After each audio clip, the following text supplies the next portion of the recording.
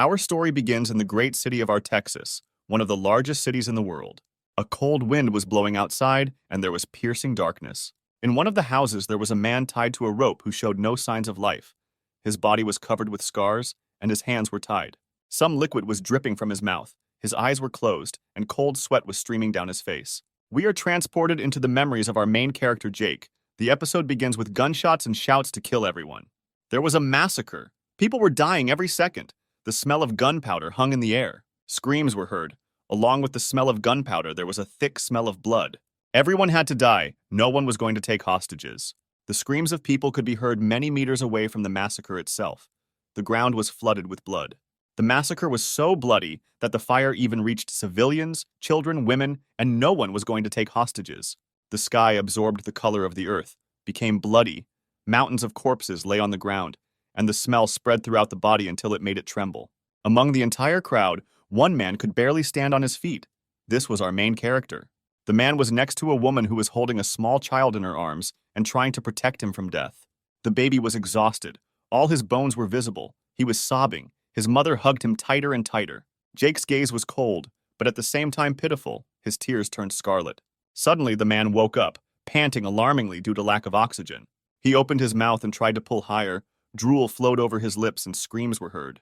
His entire body tensed, every muscle trying to rise up to survive. Jake raised his legs to loosen the noose around his neck. He pressed his feet to the ceiling and pushed with all his strength. Suddenly, a rope flew out of the ceiling, and our main character fell straight to the ground. Lying on the ground, the main character did not show any signs of life for several seconds. His body was tense, when suddenly he grabbed it and began to spit, trying to inhale as much air as possible. A few minutes later, he lay down, held his breath, and exhaled with some bitterness. He was dissatisfied. There were 2 syringes and 2 pills on the windowsill. The syringes were empty, the needles were wet. Having pulled the rope out of his neck, the main character thought that he was useless because he could not die. Throwing a rope around his neck, the body of the main character appears before us, which speaks for itself that he has experienced a lot. It's a weekday, everyone is going to work, some kind of pain is felt on people's faces, and in the background on huge TVs, there is talk that some creatures have been discovered in some cities of your country. There is also a story going around in the metro that the police are doing everything possible to understand the reasons for the appearance of strange creatures. The population of the cities is in panic.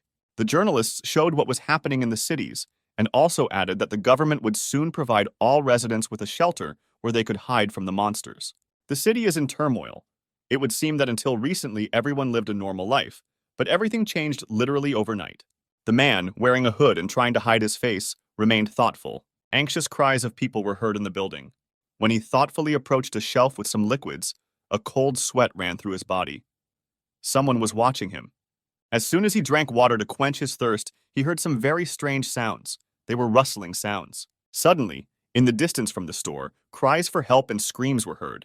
A crowd of people tried to escape, some screaming for help, while others shouted for everyone to run and get out of the store as quickly as possible. The hooded man, looking at the rushing crowd, thought, but at the same time a smile appeared on his face. When the image of people tripping over each other suddenly appeared in front of him, a crash was heard. People were lying on the ground. Screams were heard when suddenly a monster with a knife jumped at them. Another monster appeared behind this monster. The man managed to get up and began to run away, shouting for someone to save him. The man with a hood on his head remained motionless. From the outside, one might think that he fell into a stupor after what he saw. The monster stood right above the man who was lying on the ground. He cried when he realized that this was his end. He could not even move from fear. 3 monsters were covered in blood. They were goblins. They were making some kind of animal roars. One of them had a knife. The other was holding a severed human hand in his mouth. And the third was enjoying the prey, looking at the lying woman. On the floor. The man was surprised. He didn't understand who they were. It even occurred to him that he had not yet recovered from yesterday's drugs. He couldn't believe what he saw. The goblins ran screaming towards him as soon as they saw him.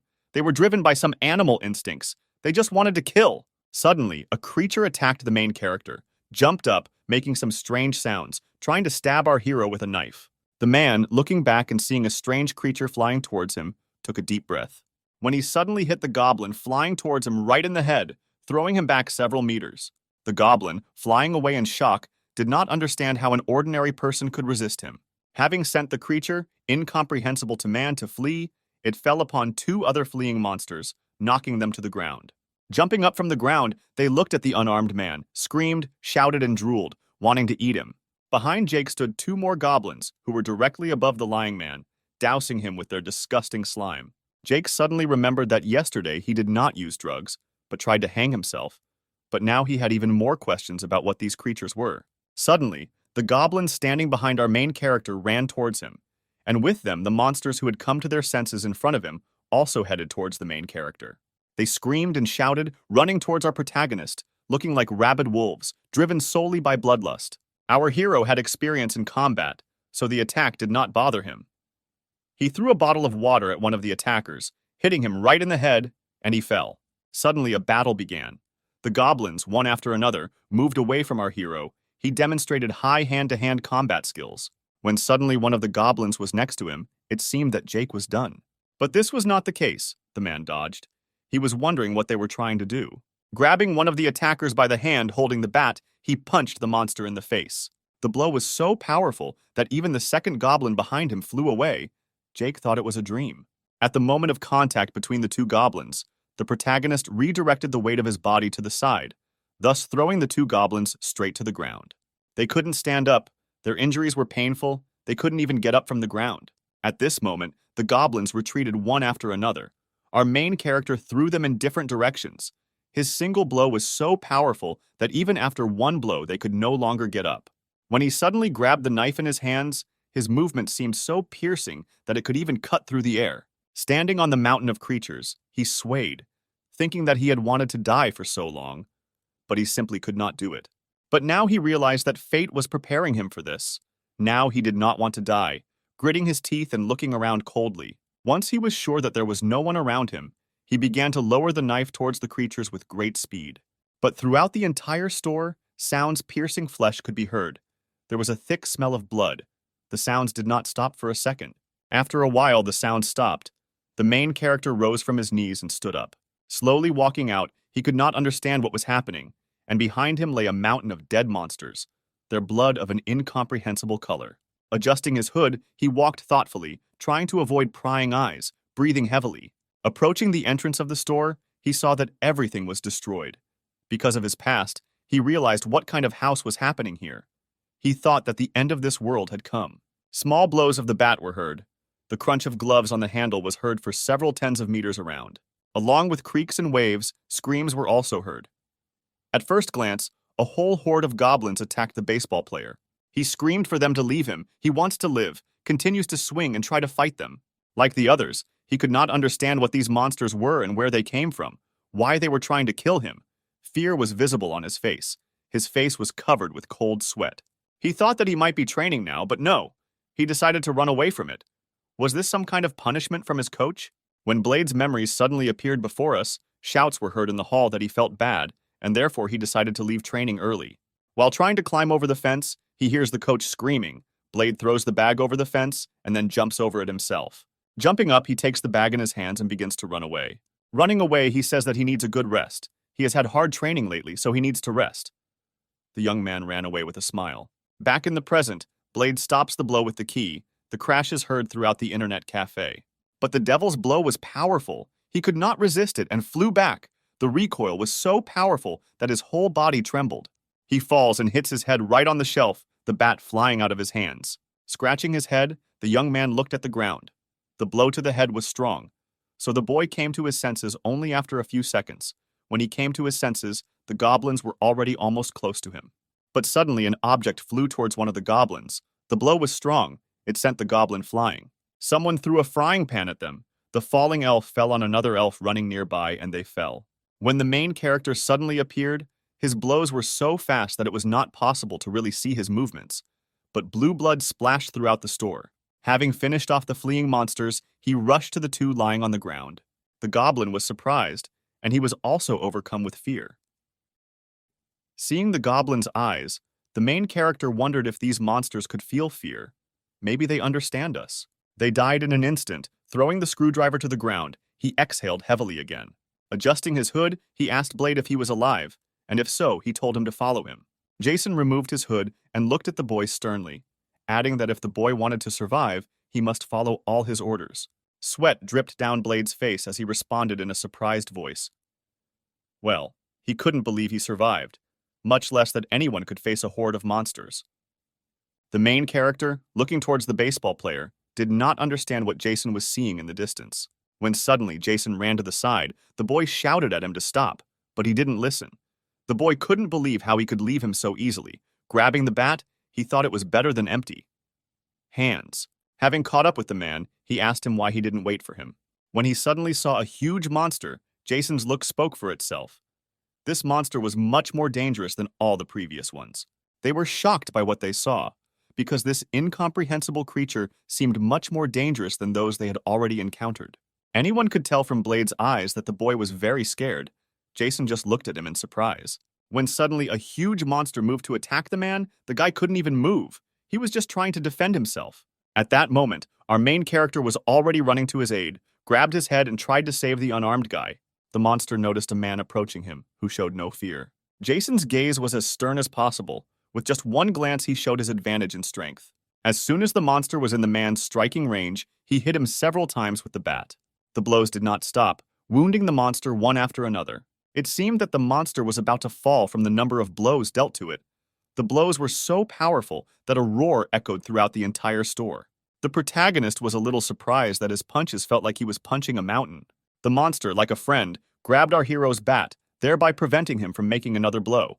His grip was so strong that he could break an iron bat. Holding a bat in his left hand, the strange creature tried to hit Jason, but he immediately dodged, bending down and jumping off the ground.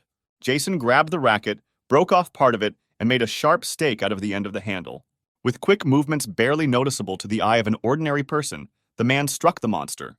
The goblin screamed with incomprehensible squeals, trying to grab our hero. But before he can grab Jason, our protagonist hits the huge goblin right in the eye with the sharp end of a racket. The creature is confused, screams in pain, covers the wound with its hand, blood flows from the eye. The monster is furious with what is happening, because just as an ordinary person can fight him, he can also inflict wounds on him. The goblin becomes enraged. His scream is so loud that it covers the ears of many meters around him. For a second, even the main character hesitated, falling into a slight stupor from what he saw. Blade was still in a stupor and could not move as he watched what was happening.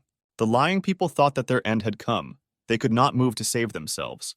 Tears flowed down their faces. The main character, grabbing the bat, exhaled deeply. At that moment, a creature had already attacked him. Its movement seemed so great that it was comparable to a stone falling directly on our hero.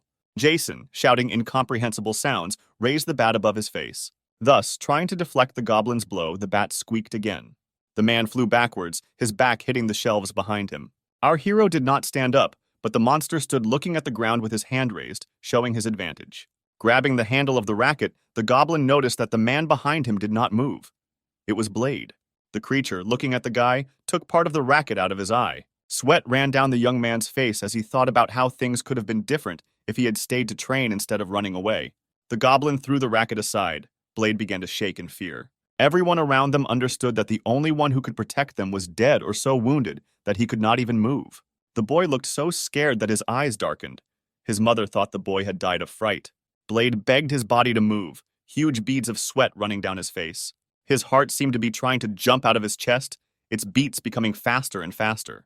When the young man suddenly screamed, clenching his fists, he managed to move. The creature did not understand what was happening. It made him laugh. The blade began to make strange sounds.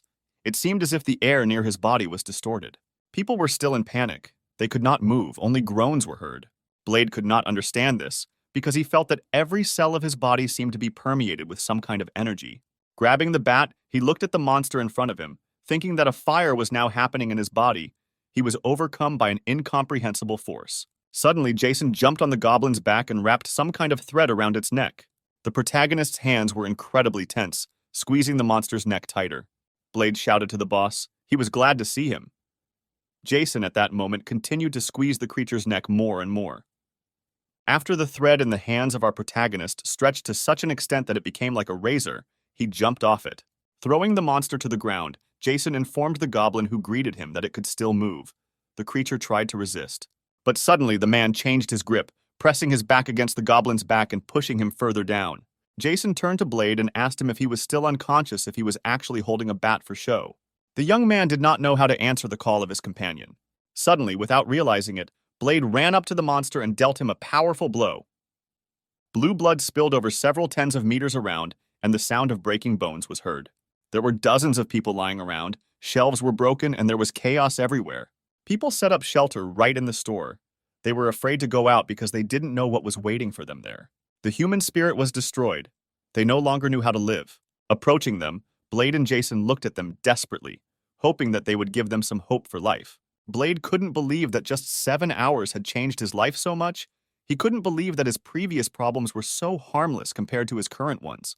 The young man looked at Jason. He was curious about his past. He understood that his past was difficult. There are only a few people left alive, and it's thanks to Jason. If it weren't for him, everyone would have died. Even I would have died, Blade thought. Blade evacuated the defenseless, and Jason himself killed these creatures. There was not a drop of confusion in his gaze, only confidence. Everyone panicked, but not our main character. He easily defended one department of the store after another, but to Jason, the situation seemed as absurd as possible. Looking at Blade, our main character asked him to take off his gloves. The boy could not believe what he saw, because a sign similar to a tattoo appeared on his hand. This power manifests itself in only 4, maybe 5% of people who are called awakened. The man, talking to the boy, told him that in their situation it was necessary to transmit information faster, so they would give this thing a simple name. Naturally, the young man agreed to this. Taking part of the goblin in his hand, the main character added that most likely this mark is somehow connected with these creatures, but he does not yet know how. He also added that some properties can be consulted by telephone. Jason ordered Blade to transfer all the goblin corpses to the meat department of the department store. The young man was dumbfounded by the order because he had never had to do this before. He was tired of corpses. The guy reasoned that he probably figured out why Jason needed the bodies in one place, because he was covered in blood, and in principle, generally speaking, he probably understood why he needed them. At this moment, the man experienced his new strength. He also shared the information he knew with others. Despite the panic, people believed the man standing in front of them because they considered him a hero who saved them. After all, if it weren't for him, most people would have died at the hands of monsters. Moreover, he recently taught a lesson to 3 attackers who tried to take advantage of the panic, and thanks to this, people began to trust him even more. Standing in front of the people, he wanted to share more information with them. When suddenly a woman in a white robe stood up and showed a sign. He was wondering what it was. Blade remembered that this woman was trying to resist those people who wanted to take advantage of the situation and cause even more panic. At that moment, Jason put on his hood and began to tell him that in order to survive, you need to think only about yourself. But he was going to talk about all the eels, and also added that there was no point in hiding information because the end of the world was approaching. He also released several crystals. The woman was interested in this and she asked the guys what crystals they were just talking about. The man, making a stern face, began to talk about crystals. After his story, many were shocked, because how could there be crystals in the bodies of monsters, and why do they need them? He also added that with the help of the phone, you can see the characteristics of both monsters and people, and crystals are needed to improve their own characteristics. He also added that they need to leave here. But the woman objected. The main character began to explain that this was just a temporary shelter. The monsters would soon arrive here again. But the woman objected that the situation outside could be much worse than now. But Jason, without letting the woman finish, said something like no one would come to save them, since no one had even tried to get in for 6 hours. And how could he say that the situation outside was worse than here if she wasn't there? There was. The main character stood in his position to leave this store as quickly as possible, but the woman continued to challenge this position. The woman began shouting that at that moment this place was safe, that not everyone would be able to move quickly, that there were children, old people, and wounded people in the store. Jason suddenly looked worriedly at the entrance. He shouted to everyone to move away from the entrance. No one understood why they should leave. Suddenly, it was as if there was an explosion. The entrance shattered into pieces. People fell to the ground.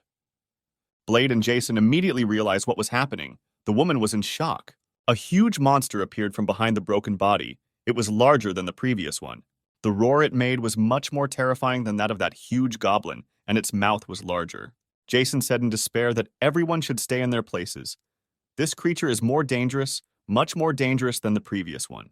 But in just a few moments, with just one blow, several people flew into the air, pouring blood all around. Blade's hand began to glow with a blue aura again. He gathered everything in his hand to attack the monster. Suddenly, the monster flew away, hitting its back against a concrete wall. He continued to push the monster against the wall with his increasingly strong force. But the energy took a lot of strength from Jason. He felt that his strength was gradually leaving him.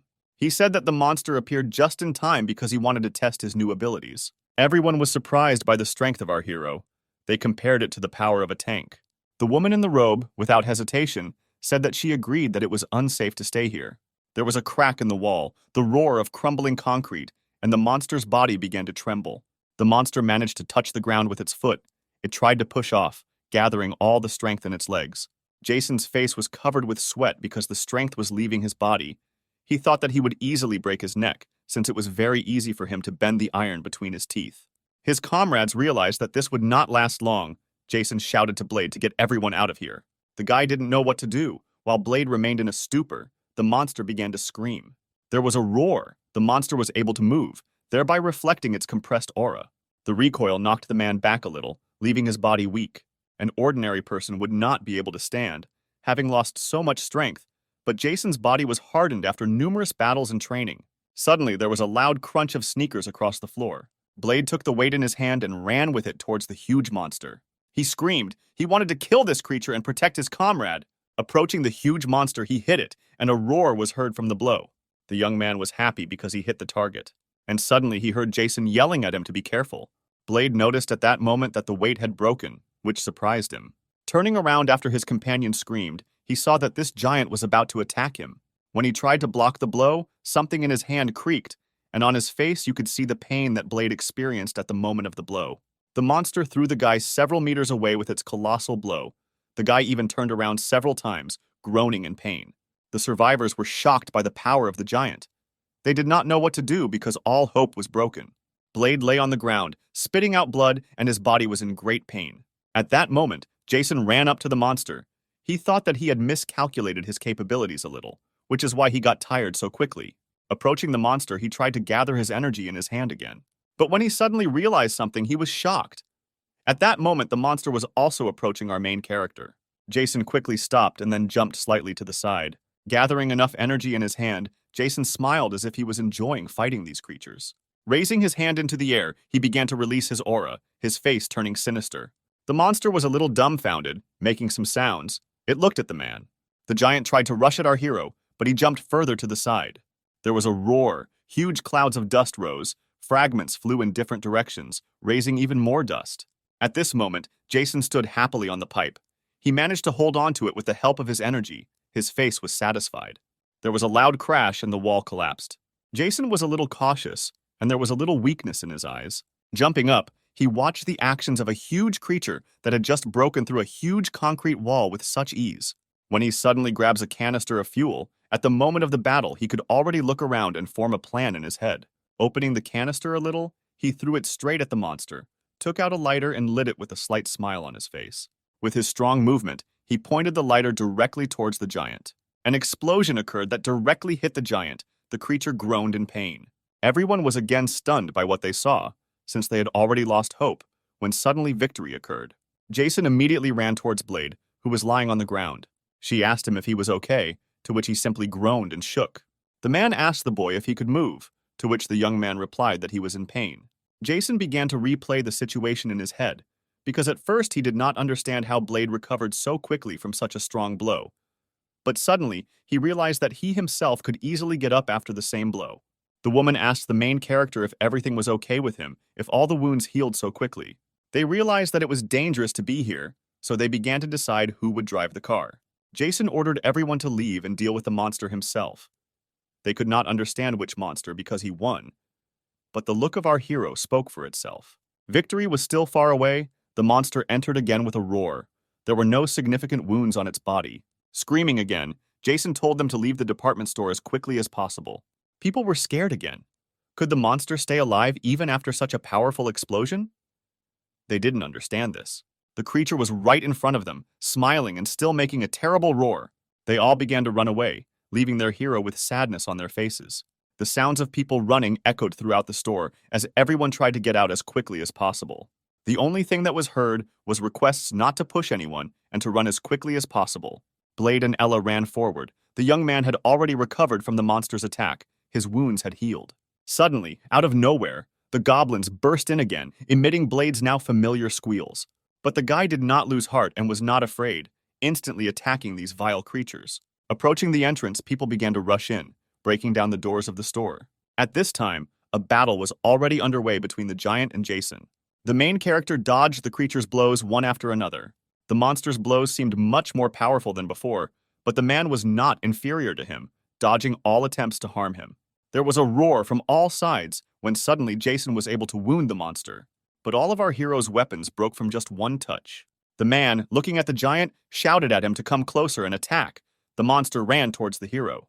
The people who came out were shocked by what was happening. No one could understand what happened and where they were, because it seemed that they were in a completely different city. They saw the house, what was happening around. The city was shrouded in darkness. There were roars and explosions throughout the city. Not a single lamp was lit. She looked around. Blade asked her what she was looking for, but she remained silent. When he suddenly ran up to the bus, the young man realized that he was looking for a vehicle for everyone. When suddenly a roar was heard out of nowhere, they saw a flying monster. The monster fell down and Jason fell on top of it, holding an almost broken knife in his hands. Grabbing the monster by the forearm, the main character tried to attack. An eerie sound was heard. It was the sound of a huge stone falling to the ground. The wreckage of the car scattered many meters around. Blade shouted to his boss in alarm. She looked frightened in the direction of his fall. Literally at the same time, Jason flew away. Jason uttered words of surprise and tried to stand up, blood flowing from his mouth.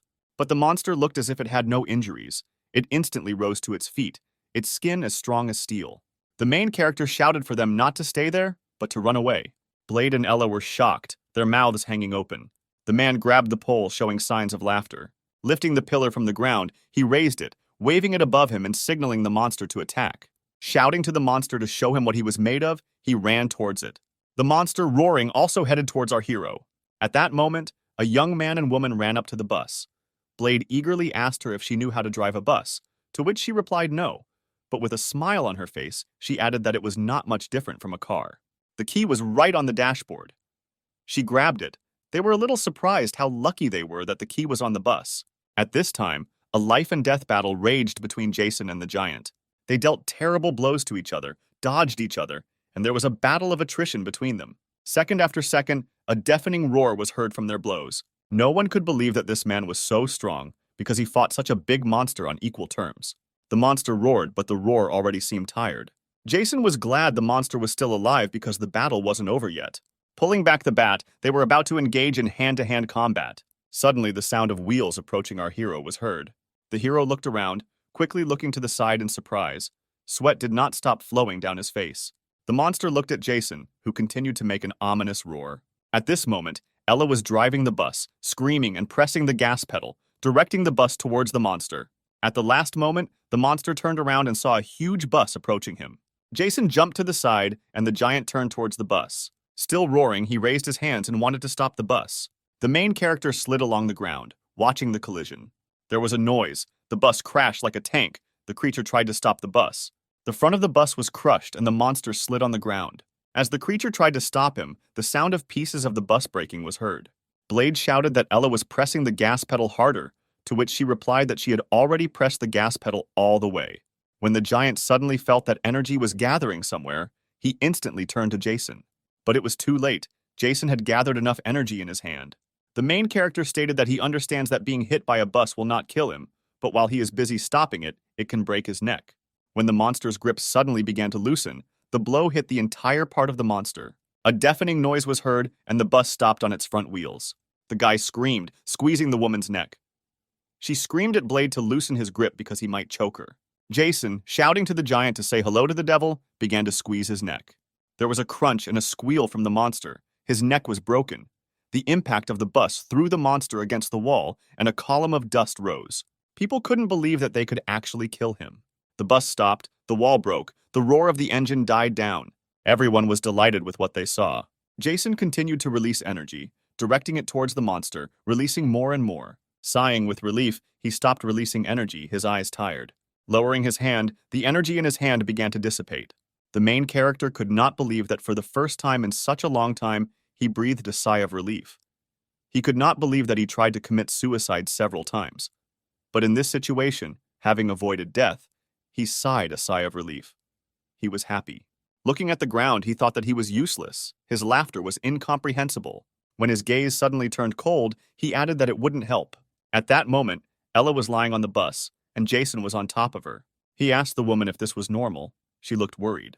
She told him that he was an idiot. He almost killed her twice. But the boy didn't listen to her. He was glad that she was safe. She was interested in what would happen to the monster if they won, but Blade was not interested. He was glad that she was safe and helped her up. The young man also helped her get off the bus, telling her everything if she was okay. When they got off the bus, they saw Jason standing over the monster's corpse, holding an axe in his hands. They screamed in surprise, not understanding what our hero was trying to do. Looking at him excitedly, they could not utter a word. They simply looked at his actions. Jason dealt blow after blow to the monster's body, cutting it into pieces, while blood flowed in different directions. Jason pulled the crystal out of his body and ate it. They couldn't say a word, they just watched as their comrades swallowed the stone. It seemed to her that after working as an intern for several years, she had seen a lot of things, and the smell of corpses was similar to Jason's. Adding that the man in front of her is a real evil demon, standing on the mountain of the dead and drowning in seas of blood. After some time, when everyone had moved away from the battle, they began to prepare to leave. Pack bags with everything you need to survive. Those around him followed his example and also began to collect the most necessary things. Jason pulled his hood over his head, threw his backpack on his back, and looked around. Everyone was ready to hit the road. They went to the town hall. Fortunately for them, there were no monsters nearby. Everyone breathed a sigh of relief, but the main character invited everyone to move forward. But this time, only those who woke up will be able to move forward with him. Everyone was surprised by Jason's words, because they understood that they could not survive without the awakened ones, and they cursed them. The trio left, leaving people in the town hall. Blade and Ella realized that the town hall had enough medicine, food, and weapons. They strengthened the gates with machines. Their chances of surviving there were much greater than moving forward with Jason. The people remaining in the city hall can become easy prey for monsters, because no one knows what awaits them next. They tried to convince themselves that they had made the right decision by leaving them there. Now they were moving to the military district. There was supposed to be a police station along the road. They wanted to take weapons there. Jason said that he would move on, let Ella and Blade follow him, but he would not relax and look around. He also added that any mistake they make could cause their death, so they should be careful. Entering the station, they saw mountains of corpses and the smell of blood hanging in the air. Jason, bending over to the first man lying on the ground, said that he died about 6 or 7 hours ago, and the cause of death was a bullet that passed through him. Our hero also ordered Blade to remove the corpses and block the doors as much as possible. She looked at the corpses of people. Jason looked around. The woman noticed one of the bags. It seemed somehow significant to her. Taking a cup from her bag, she showed it to her companions. Opening his phone, he pointed to the cup that gave him information about her. Jason read that this was the cup of God's healing. Blade was happy because it was something very important. The main character, looking at the young man, made it clear with just one glance that there was no need to shout. Holding the bowl, he began to absorb Ella's energy. The bowl began to fill with water. There was a splash and a sound was heard from inside. At first, no one understood how the cup was filled, other than filling it itself. It was also illuminated by a bright aura. They decided to check it out and started pouring water on Jason's wounds, when suddenly steam began to come out and the wounds began to heal. Blade shouted that his sister was now his healer. That was wonderful, Jason smiled. The man also added that the risks of using them are still high, since they consume a lot of energy, but are very useful. The man found several pistols and began to explain how to use them. The girl and boy were delighted with the find. They, of course, did not know whether they would be able to use it, but now they have a means of protection. As cold sweat suddenly started running down Jason's face, his teammates asked him what happened and why he was so tense. Suddenly, Jason's look changed. He became even more scared. The young man's gaze became even more frightened, and a trembling ran through his body. She and Blade fell to the ground, shaking, the strength seeming to leave their bodies. Jason ran to the door. When he opened the door, he felt some kind of horror. His face was covered in cold sweat again, but his expression did not change. He looked at the sky and saw something terrible there. Something was flying directly above him in the night sky. There was a loud scream of powerful blows that seemed to cut the air. It was a huge monster. It was much larger than the others. Its aura was stunning. Jason's body trembled slightly, because this was another fight with a powerful creature. His whole body tensed and his gaze became stern. It seemed that the main character was scared. But no, he was delighted with what he saw. He didn't understand where such strength came from, because he just flew past them. But his body was shaking. He felt danger. But at that moment, he heard some sounds. Turning to his companions, he realized that not only his body was experiencing fear. The girl and boy lay on the ground, their bodies exhausted. She seemed to be in worse condition than Blade, so our protagonist ran to her first and began performing CPR. In addition to artificial respiration, he massaged her heart and squeezed her chest, but nothing helped. Listening to the heartbeat, he heard a slight beating, but there was no breathing. Then he remembered the healing cup. Grabbing it, he gave the liquid contained in the cup to his comrades to drink. They began to come to their senses, both coughing. The girl and boy could not understand why they suddenly began to drown. Jason said they were changing plans so they would rest here for a bit and then move on. It was still dark outside. A cold breeze was blowing, as if passing through the body. Time passed. Jason's companions were resting, but the man could not close his eyes for a second. He was immersed in his thoughts. The sun appeared. Darkness began to disappear on the streets of the city. Some time passed and the sounds of fighting were heard. Blade knocked down the goblins one by one, hitting them with his bat, the goblins flying in bunches. The boy was happy, because since the last battle he had become much stronger and learned to use his new strength. After dealing with everyone, he turned to Jason and asked what they would do next. Cutting down goblins for crystals, the man told his comrades to use their power correctly, for no one had yet mastered it perfectly, and any mistake could be paid. Throwing away the crystals, he added that if there were a more powerful being here, such weak goblins would not dare to be here. While eating the crystals, Ella said that's what they taste like. Jason added that they're getting out of here. It seemed to the girl that they had been wandering here for half an hour already, but it seemed that they were not avoiding monsters, but rather looking for them. At this moment, the man thought that such weak monsters need to be hunted. At this rate, they will slowly but surely accumulate strength. At that moment, shots were heard nearby. The military created huge barricades and opened fire on the monsters. The crowd of soldiers fired machine guns, and the deafening sound of numerous shots was heard. The goblins fell one after another from the bullets.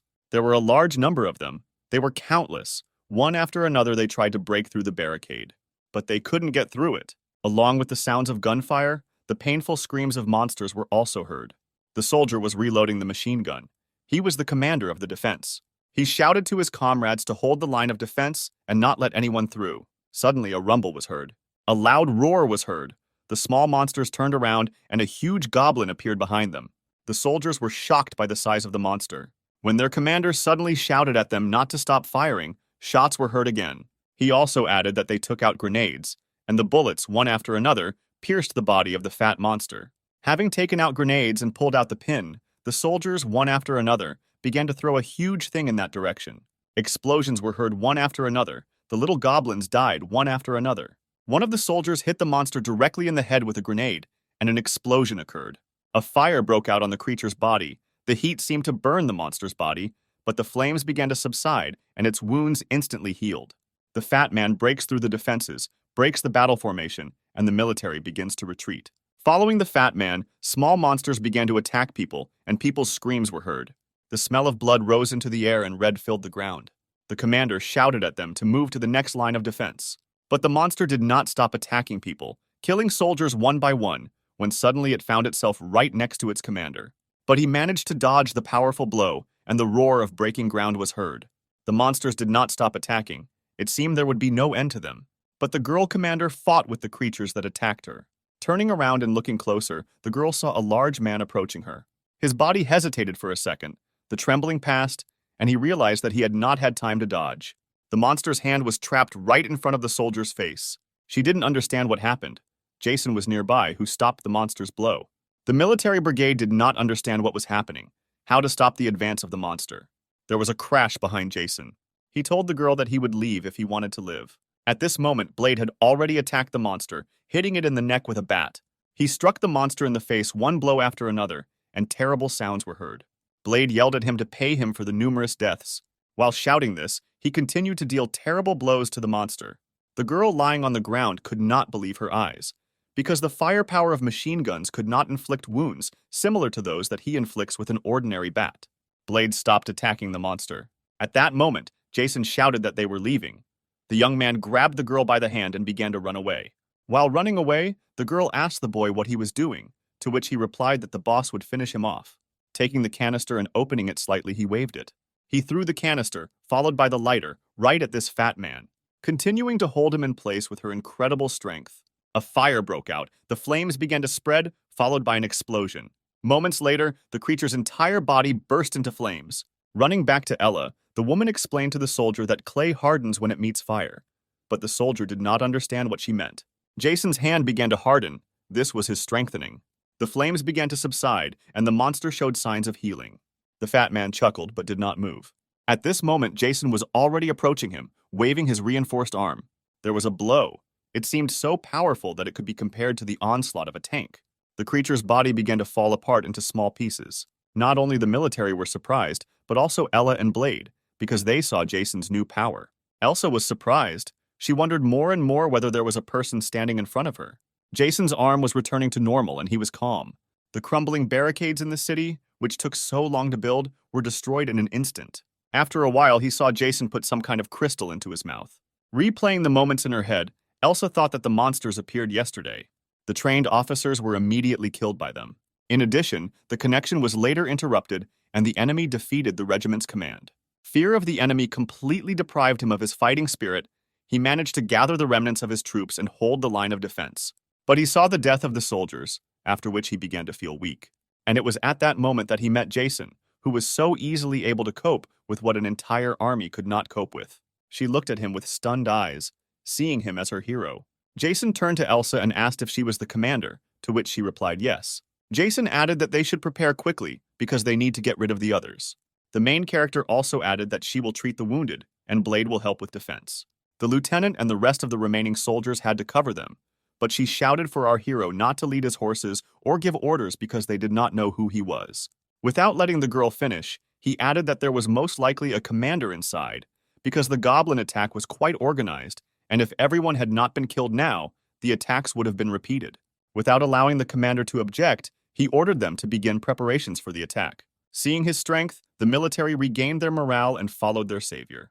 They rushed to the attack. Everyone followed them without any alarm. The woman couldn't even resist him because the orders were clear and her goals were clear. Taking the machine gun in his hands, he showed excellent shooting skills. Hit the target and kill the creatures one by one. In addition to his shooting skills, he demonstrated high hand-to-hand combat skills. They never stopped advancing. Jason's orders were successful. Elsa couldn't even imagine how he had such high shooting and hand-to-hand combat skills, as well as organized orders. When suddenly a crash was heard, Jason managed to protect the commander's girlfriend. He immediately stood up and looked at the raised dust. A demon appeared behind her, holding what looked like a staff. The girl asked the man if it was a bomb, to which he replied in the negative. The demon's gaze was terrifying, and his roar made the body of an ordinary person tremble. Our main character realized that he had found who he was looking for. It was the commander of this group of monsters. The girl began to sweat. It seemed to her that her body could not even move now.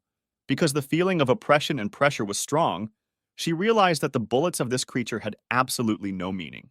Jason immediately gave the order to take aim and open fire on the leader, covering him.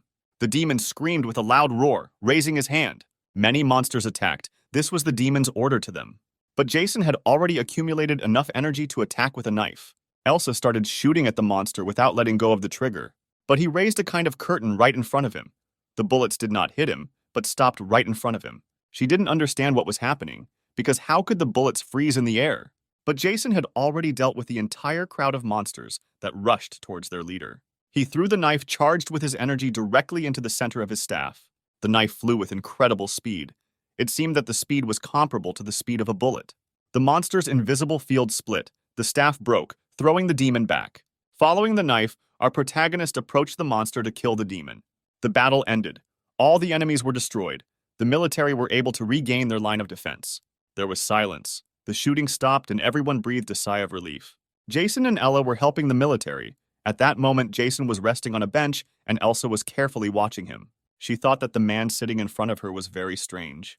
Approaching him, he seemed to be trying to say something, but could not speak first. Jason took the lead, telling her that she could ask anything, that this opportunity would never come again. The girl thanked him, but at the same time clarified how she knew his name. Our main character said that his grandfather was a brigadier general, and 5 years ago they met in the military district. Elsa began to remember those events, trying to remember Jason. Next to her were 2 generals. One of them was her grandfather, and next to the opposite general was a man. He suddenly remembered her cold face, which seemed creepy to him at that moment. The girl tried to ask her grandfather who they were, but his grandfather advised him not to ask about them anymore and try not to intersect with them. adding that their group has no divisions or ranks. They are like hungry wolves on the battlefield, killing everyone and everything. A small drop of sweat rolled down the girl's face. She realized that he was also a soldier. Elsa was surprised, because in front of her was a member of a special squad, which is a taboo for commanders in military districts. Jason walked up to Elsa. Our main character offered him a deal and asked him to gather all the soldiers. There was noise and running around in the building when suddenly they stopped. All the surviving soldiers of this barricade stood in front of Jason and his comrades. The man will suggest to them that anyone can join him and move on, or stay and defend the camp, telling them that this disaster affected not only their city, but the entire country. Both places are not in the best conditions, and some are even much worse. All the soldiers were in their own thoughts, afraid to admit that they would have to fight these creatures again. Some began to lose faith in life. Jason, taking the bottle in his hand, made it fly with his strength, and then squeezed it, demonstrating his superiority. The girl reasoned that she was able to adapt to this new world. She had met creatures much more dangerous than the ones they had seen. She asked him what they would get in return if they joined him. Jason responded with a creepy look and informed everyone that thanks to him, their chances of survival would increase to the next level, and that the information he possessed would also be available to them. Sometime later, Jason got into the truck. There were soldiers in that truck, but their morale was depressed. Elsa reasoned that the information they gave her was useful, but it was not enough. She needed to learn much more. Blade gave them useful information. The girl thought that if it had been just a few days ago, she would have sent Blade to a mental hospital for such nonsense. Blade revealed that the patterns on their hands distinguished them from ordinary people, and that with the help of crystals they can level up. You can learn the characteristics of monsters through your phone by absorbing the crystals of strong monsters, which are shown to increase much more than if they were crystals of weak creatures. The Orc Crystal significantly increases knowledge of basic properties. Black Orc Crystal increases physical strength and skills, improves physical defense and strengthening skills. The Clay Monster Crystal increases skills, as well as physical defense and regeneration skills, and with the help of an upgrade, you can increase speed. Crystal of a Goblin Shaman increases supernatural powers, abilities, and magical stability. Seeing her strength, no one could resist Jason and the rest of the Awakened Ones. Elsa continued to reason. She was able to make a pill from various monsters. Using his phone, Jason checked the characteristics of the pill. Its characteristics were as follows. It slightly increases resistance to fear, recovery, concentration in battle, slightly reduces pain sensitivity, quickly depletes physical activity. Jason started talking about how even an ordinary group of trained people could handle weak monsters. But if there are superior monsters among them, then it will be difficult. Looking at the pill, he ordered that they try to make one for everyone to increase their chances of survival. She and Blade donned military uniforms. Blade asked Jason for permission to come up with a name for his team. Jason allowed him to take control with a smile on his face. Blade, gathering his courage, shouted that the name might be a bright path of morality hidden in the shadows, when suddenly someone from the shadows suggested simply M.O. M.O. translates as a mythical animal. He talked about himself. His name is Scott, but he is not awake, but really wants to help Jason. He also suggested that it would be worth going to the museum where the bows are kept. Jason saw him as an unusual person and asked who he used to be, to which he replied that he was an expert in smuggling, creating counterfeits and selling them. When Jason suddenly shouted an order that they would leave in half an hour, everyone should be wary. Scott compared Jason's cold, intimidating gaze to monsters, although his gaze scared him even more. Blade praised his commander and said that in just a few minutes he came up with such a perfect plan, and also found a truck that could not be afraid of small monsters. The guy did not close his mouth, trying to scatter and distract the rest of the soldiers. Blade, looking out the window, quietly said that he was interested in knowing whether anyone was worried about him or not. He remembered how cold Jake was to everyone, but thanks to absorbing the crystals, he felt much better together with our main character. Looking at Ella and Elsa, the boy added that he was afraid of becoming one of these monsters. Scott looked into the distance and felt uncomfortable. When suddenly there was an explosion, the soldiers panicked, asked what was happening, and looked out the windows. Everyone realized that fire could not start on its own, so they took out their weapons and began to take aim. Scott reasoned that buildings were full of people, so fires and secondary disasters were now quite normal. There was another explosion. Jason climbed out of the truck and slowly began to move towards the explosion. Stopping, he looked in the direction of the explosion, trying to see the cause. In an incomprehensible voice, he ordered everyone to take pills and prepare for battle. No one understood why their commander's voice changed so much. After ordering the others to wait for orders while Ella was present, he stepped forward, adding that Scott would come to fight him. The expert was shocked by this. The young man was shocked that he was sent into battle, but he did not yet understand what awaited him. In front of him were a large number of skeletons that looked like wolves. Jason told the guy to hold out for 3 minutes, fighting with those in the car. When he was asked why he would fight alone, there was suddenly a loud noise. A supreme monster appeared before them. Everyone trembled when they saw what they saw because he was bigger than the others, and his bloodlust could be felt even inside the truck. Suddenly, the monster howled, drawing out its claws. His howl created a strong wind that seemed about to knock Scott off his feet. The monster looked at the truck, growling. When shots suddenly rang out, Jason said he would take care of him. Many small creatures ran towards the military, emitting squeals. Jason fought side by side with Blade, throwing small creatures one after another, trying to get closer to their leader. When suddenly our main character grabbed a machine gun and started shooting. The supreme monster dodged the bullets. Jason was a little surprised by the monster's speed. Approaching the monster, he shot directly in the shoulder. The monster howled. While the creature remained in a stupor, the man struck it with his elbow. The leader tried to attack our hero, but he dodged. He compared it to previous monsters, although he added that he was probably stronger than them. They attacked each other, dodging the enemy's blows. Trying to attack the monster with a bayonet, Jason swung it, after which the monster tried to pierce him with its claws. The man, blocking the blow, began to attack the monster. Jason's scream was heard. Blue blood stole the protagonist's hand. There was silence. The sounds of gunfire and screams ceased, and a large number of corpses of monsters lay on the ground. The soldiers' faces seemed tired because the battle was difficult. Scott couldn't say a word. He was just thinking about how cool he was now. His commander stood right in front of him, holding the leader's head in his hands. Jason's features enlarged. Having decided who would stay and who would move to the museum, they headed towards the building. Scott and Ella went with the man. As they walked through the museum, they listened to every creak because they didn't know if there were any creatures in the building. Having found the bow and arrows, we checked through the phones. The name of the arrow was lost. Jason reasoned that weapons were most likely like people, that not everyone had abilities.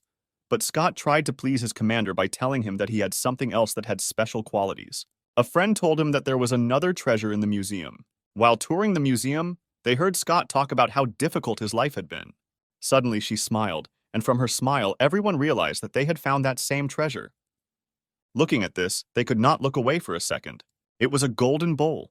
Its level was 3rd, and its value was special. With the help of this bowl, one could see the danger. They couldn't believe that some bush could predict the future. Suddenly, Elsa orders everyone to reload their weapons and move towards the truck. The entire crowd of soldiers ran towards the truck. Blade and Jason were already waiting outside the truck. Hearing the sounds of racing, the young man prepared for battle. The man next to him laughed and assured him that they were not monsters. A crowd of people approached them, darkness on their faces. Nobody understood what was happening, where so many people came from. Seeing the soldiers, people began to cry with joy because they felt saved. As we approached, we heard shouts of joy. Blade recognized one of the girls. He couldn't believe his eyes. Suddenly, Jason ordered to go to the museum because it was dangerous outside. No one could believe that such a large crowd of people could get there. People said that in the capital, some kind of flying monster was destroying the city. Fighter jets were blowing up bridges with missiles. Hearing this, Jason began to think that some other military base was still in operation. And judging by the distance, he guessed that it was the Air Force. But he still couldn't believe that the monster he had just fought had come from the capital. Having given the order that today they would relax in museums. But Jason did not intend to take any of the people with him. Elsa shouted that ordinary civilians should not be abandoned. Blade also screamed in disgust, trying to convince people that the major was joking. People were panicking. They just felt safe, but the military wanted to abandon them. They started shouting that they were obliged to protect them, to which Jason clearly answered that this is not the military, but an organization of monster hunters. Their task is to kill monsters, not to save people. None of their subordinates are obliged to give their lives for them, adding that if anyone tries to stop them from moving forward, they will face death. All the military remembered the exploits of their elder, so no one wanted to confront him. After all, in addition to fighting monsters, he also taught them many things, for example, how to charge a phone from car batteries. The soldiers were calm because the commander's orders were always correct. The military understood that people would be in greater danger with them than if they had stayed here. Blade, Ella, and Elsa began to persuade their commander to take people with them. After thinking for a while, Jason said he would give them a chance. Sending an army to retrieve the monsters' corpses, Jason showed how to cut them up. Everyone except the children knocked out the monsters. 22 civilians passed the test. Suddenly, Scott came running with a full golden cup. The cup filled itself. Jason immediately realized what was happening. Taking the cup from Scott, the older man began to drink its contents. Suddenly, the man's body became heavy and he began to sweat. A second later, he fell to the ground, showing no signs of life. Everyone was frightened by what was happening. Everyone was screaming. The eldest was lying on the ground motionless. He found himself in a place unknown to him. Everything was on fire. I didn't understand why the body was moving on its own. After some time, he helped Blade leave, who asked him to leave. There were scars on the young man's face. The man did not understand why he asked him to leave. Pushing him towards the car, he ordered him to leave as quickly as possible. Blade shouted that Jason didn't need to sacrifice himself to save him. There was a crash and a column of dust rose up, ordering Blade to leave. Jason grabbed his sword. Trying to persuade his commander to stay, the young man cried, but the man shouted that he would only get in the way. After starting the engine, Blade began to drive away, and our main character stood in a stupor, not understanding what kind of monster was in front of him. As he began channeling his power into his sword, he prepared for what could be his final battle. Suddenly, a huge monster appeared in front of him. Its size was impressive. Jason remembered that the creature flew over the border that night. Starting to scream, he ran towards the monster. When he suddenly opened his eyes, Scott, Ella, Lazy, and Blade appeared in front of him. Everyone began to ask him about his condition, but he remained silent. Standing up, he grabbed his head. His head seemed to be torn into pieces. She said the cause of his fainting was unknown, but his condition was absolutely good. When Jason suddenly said that he saw his death in a dream, everyone was shocked. He asked for coffee. His eyes were empty. Over coffee, he said that he didn't know who would survive, but it was obvious that he would die. He said that the great commander-in-chief, the commander of the 10th Motorized Rifle Regiment, is nearby. There is no front there, and they have enough firepower. He believes that they still exist. She assumed that some organization wanted to get rid of them. Scott added that it is necessary to collect the exposed pieces because they must not fall into the hands of enemies. Blade tried to console his commander by telling him that they now knew the future and could avoid death. Jason looked at the ground and thought about how to change the future. After some time, our heroes were already getting into the truck when suddenly a racing roar was heard. They saw huge monsters that looked like pigs and heard grunting. Jason ordered to wait for orders and conserve ammunition, called Blade, and added that they would be taken care of. The soldiers willingly followed the instructions of their commander. As Jason began to gather energy into his hand, he raised it. He directed his power towards the approaching crowd of creatures. The monsters fell to the ground squealing.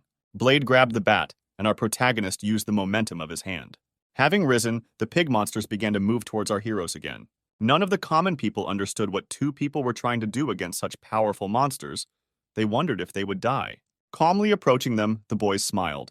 The girl screamed Blade's name and told him to run, and suddenly Blade swung his bat straight at the monster. At this time, Jason had already killed several creatures. Everyone was surprised that ordinary people fought and defeated monsters. Blow after blow, Blade killed the creatures. Jason, killing, moved through the crowd, scattering it in different directions. After some time, a large crowd of monsters gathered around them. Jason breathed a sigh of relief and said it was easy. Even the military was shocked by the power of Blade and Jason. They believed that they were much more dangerous than these monsters, and they were lucky to have them on their side. When they got out of the truck, they approached some pigs the size of bulls and did not understand how they could be moved. Jason ordered them to return to camp to get weapons and clothing and to repair the car. Everyone was busy working and shouts of joy could be heard. I felt the cold outside. The wind was blowing, when suddenly I heard the sounds of an engine. Everyone was on alert, pointed to the car, and the commander got out of it. With him was a girl in military uniform. Blade said it was a nurse. They found her in the city while on patrol. They saw a severed head, but the cut was made by something sharp and clean. They also discovered another organization called Miami. Its leader's name is Maya. No one could believe that they were sacrificing people to monsters in order to survive. Everyone began to discuss this story, when suddenly Jason interrupted them. He said that he wanted to go with them, but they interrupted him, saying that he would not go alone, that they would go with him. Jason added that they were afraid that they would just have to kill their leader and be done with it. He also said that they shouldn't fight the entire group and that he doesn't know their strength either. After some time of silence, he said that he was good at killing secretly. No one understood the words of his commander. Before the elder left, Ella asked him to return alive. It was snowing and it was starting to feel like winter outside. A crowd of people had gathered inside the building, discussing the arrival of cold weather. As they sat, they discussed that Squad B had gone to deal with the creature that was trying to escape. From their conversations, it was clear that their scout had not returned. Jason stood with his mask and hood up and looked at the building. There was a large crowd of people behind him. He had to cope in an hour. There was a knock on the door. Members of Mamie's group thought it was a scout troop. Suddenly, a truck burst through the door. scattering a crowd of people in different directions. Screams began to be heard that a stranger had attacked them. The truck did not stop, but continued to accelerate. Suddenly, the door opened and a masked man jumped out. No one could understand where such a madman had come from. The truck crashed into the wall and a roar was heard. When they approached the truck, they saw that no one was inside. They ran to look for whoever was driving the truck. Suddenly, a masked man appeared, put a knife to his throat, and asked him to drop the weapon. It was our main character, Jason. He was trying to understand what kind of yellow-eyed demon he was to them. He also said that only the leader managed to survive the meeting with him, after which they regularly sacrifice people. The man from the Miami gang tried to appease Jason with the idea that he could spend the whole night with any girl and that they would also help him deal with him. Jason cut his own throat and said something to the effect that he didn't want a man who would betray his commander. The corpse of this man was lying on the ground covered in blood. Most likely he was not lying, our hero thought. He put on his mask and began to move forward. A crowd of people lay on the ground, covered in blood. There were sounds of growls, pitiful moans, sounds of screams, and the remaining members attacked Jason. A battle began between them, and our main character was attacked by a large crowd of people. While fighting one of them, someone attacked Jason from behind. With a quick movement of his hands, Jason cut his attacker's throat. Another man attacked him from behind, but our protagonist, with a quick movement of his hands, stabbed him with a knife. He killed the attackers one by one, demonstrating his superiority in the use of bladed weapons. The attackers fell before him one after another, shedding rivers of blood. He left behind mountains of corpses, all of them dead. Having walked a little further, he was surprised by the silence that alarmed our hero. He felt danger but could not understand where it came from. When he suddenly felt the heat, he quickly looked around and saw something incomprehensible. 2 fireballs flew towards him at great speed. Having managed to avoid this, a strong explosion was heard, and the fire engulfed a large area. He grabbed the holstered pistol hanging from his belt and removed the safety. Immediately aiming in the direction from which the bullets flew, he opened fire. He shot at a man in iron armor. The bullets seemed to bounce off him. Jason was surprised that after firing a full magazine, the man in front of him was still standing, with only small drops of blood running down him. Having reloaded the pistol, the main character continued shooting at the man in armor, but he jumped back and hid behind the wall, after which he drank some liquid and breathed out flames directly towards our hero. Jason was thrown back, but was able to regroup and get to his feet, continuing to fire at his attacker. The masked man was still hiding behind the wall of bullets, trying to catch his breath. While reloading his gun, Jason started screaming, trying to say something to our main character. Our main character listened and heard him ask if he was a primitive hunter. He also said that he thought that he was the only survivor in this city. But this is not the case, and he will have fun not only with monsters, but also with elite warriors. He told her about the powerful monsters he fought. The main character heard this story, wondering who he would now have to fight and where he got so much power from. Jason wondered why he needed a monster and where he got this armor. Only a black monster with such a powerful skin came to mind. The masked man asked Jason why he attacked them, and after a while also asked if he was really against his organization's actions. At this moment, a group of people had already gathered below, preparing to defend their commander, discussing the fact that there was only one attacker and that they could easily kill him in the middle of the crowd. They shouted that the future was in their hands and that they could rebuild the city and live in joy. They shouted that they would create a hunting organization and rushed into battle with great enthusiasm. The masked man was glad that help came so quickly. Jason was not embarrassed by their number, because the more opponents, the more panic can be created, and our main character is used to fighting several opponents instead of one. The crowd shouted that they would now surround our main character and kill him. It would be easy for them, they thought. Having run behind the pillar, they saw no one, began to panic and shout that he was not there. When suddenly a noise was heard above them, they looked up to see Jason already aiming at them. They were shocked and scared. Screams could be heard throughout the shopping center. When Jason encountered a crowd of people, a masked man tried to attack him. He shouted that he deliberately let them attack as a distraction, and after a few seconds he added that he died faster. Swinging the sword, a crash was heard. An entire shelf with some documents was cut off with one blow, and the wind raised the swing. With his strength, he even cut down his own subordinates who were on the other side of the regiment. Screams were heard. Standing around a large number of human corpses, he anxiously asked where he was. He was frightened when suddenly words came from behind him that he was not worthy to carry such a strong sword with him. Our main character immediately after his words began to inflict a large number of powerful blows on the masked man. The blows were so fast that I couldn't even see them. Suddenly, without realizing it, he found himself face down in the air. Jason threw the commander headlong. There was a roar and groans of pain. Our main character held a sword in his hands and was surrounded by mountains of corpses, leaving devastation in his wake. The masked man lay down on the ground and asked where he got so much power, but our main character looked at him silently. He began to beg our hero for mercy, saying that if he joined him, he would receive a high status in his group, as well as a yellow-eyed demon. But our protagonist simply sighed. He repeated this again in a whisper in a trembling voice, saying that he begged her to have mercy and not kill him. But our main character answered in a cold voice that he refused. Spatters of blood spread out to the sides, even reaching the ceiling. Thanks to the victory over this group, our hero received the general's dagger, as well as firewater. Strange screams were heard in the streets. Our heroes stood in front of the masked man's subordinates and said that the awakened ones should become their dogs, and also give them a quarter of the crystals they received. But they shouted in response that they did not agree to become his subordinates and that they still served their commander Mayum. But Scott stood up and told those who didn't seem to understand the situation they were in to get angry. They told him that they had woken up, that he was an ordinary person, and that he should not look down on them. Suddenly, Jason released an arrow. It flew straight into the eye of the awakened former Yakuza deputy. He fell to the ground. Everyone who screamed was scared by this.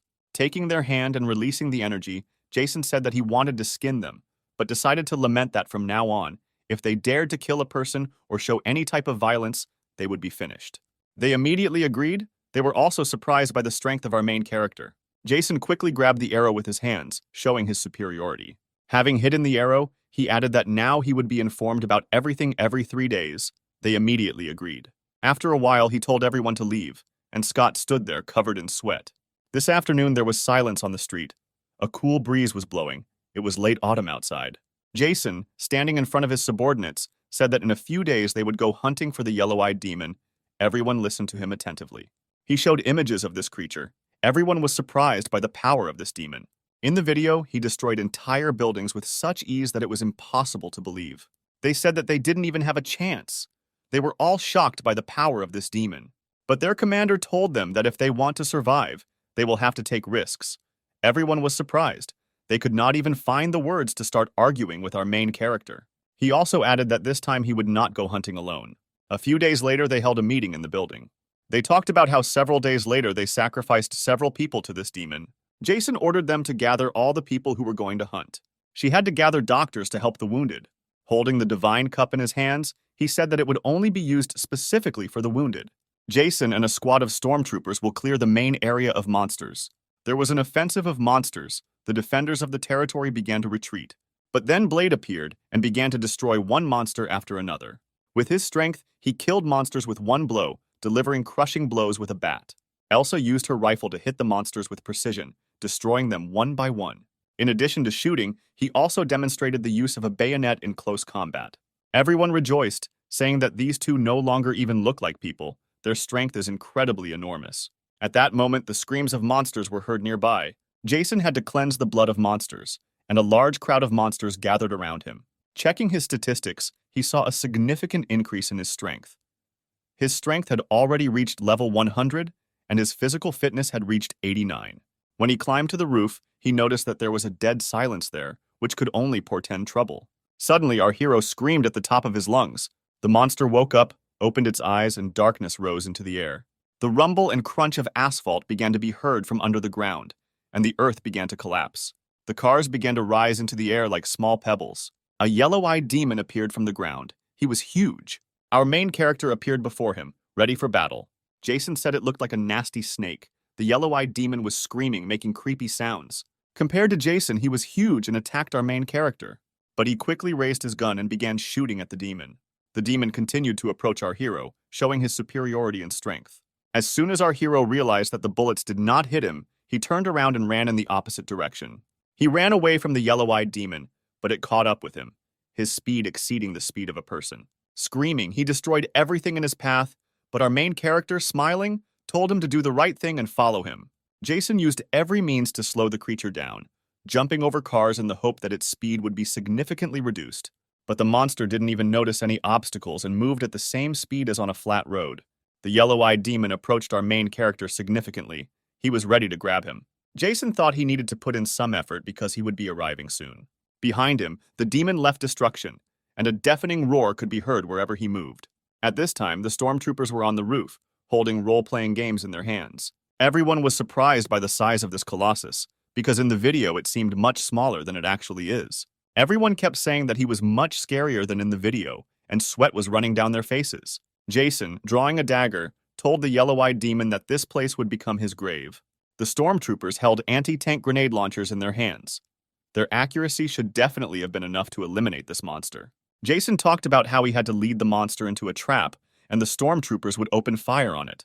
The main character said that this does not require many people. 10 experienced grenade launchers are enough. He also added that he would use magic to delay him while the stormtroopers attacked, and then finish everything himself. He said that if their plan failed, they would forget about it and retreat immediately. The monster attacked our hero, preparing to eat him. But our hero was not afraid and immediately began to use magic to try to stop him. The yellow-eyed demon made terrible screams as it tried to eat our protagonist. Jason said out loud that this monster was simply amazing, because there was such a strong pressure coming from it, and also added that it would be very difficult for him to resist even for a second. But then Elsa ordered to shoot. Everyone was waiting for this order with fear. 10 stormtroopers immediately opened fire on the monster. All the shots hit the target, and explosions began to be heard from the impacts.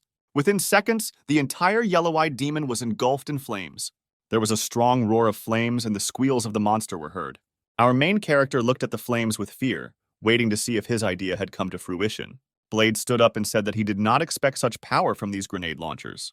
But as soon as the flames died down, the yellow-eyed demon was completely unharmed. But everyone felt his anger. But suddenly blood flowed from his head, but the charge managed to wound the monster. Everyone was surprised that he remained alive after such an attack. No one could believe it. And at that moment, the evil demon was already approaching the stormtroopers.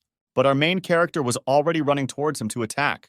As soon as he approached the monster, he immediately attacked it with his dagger. Everyone looked in amazement. No one could even imagine what would happen next. Jason stood up and looked at the monster, wiping the sweat. He said that the wound was superficial, but it could still hurt him, that is, kill him. But the monster immediately attacked him. Jason barely had time to dodge it. The yellow-eyed demon continued to launch attack after attack, but our protagonist dodged each of the monster's attacks. The monster got angry, he shouted at our main character, showing his anger. Jason, thinking he would have to sing anyway, jumped into action. While trying to attack the monster, he noticed some strange movements of the monster. When he was suddenly hit by the monster's tail, the blow went straight to the man. Jason was thrown back several times. The blow was powerful. Our hero was lying on the ground. He couldn't even move. Everyone started screaming in alarm. The monster was still angry and was preparing to attack our hero again. He let out angry screams and then ran towards our hero. Jason lay on the ground and couldn't even move. Everyone looked at what was happening with alarm. They couldn't even move out of fear, because the monster was putting enormous pressure on them. Jason tried to get up, but the monster was already approaching him. As soon as the man stood up, the yellow-eyed demon was already right in front of him.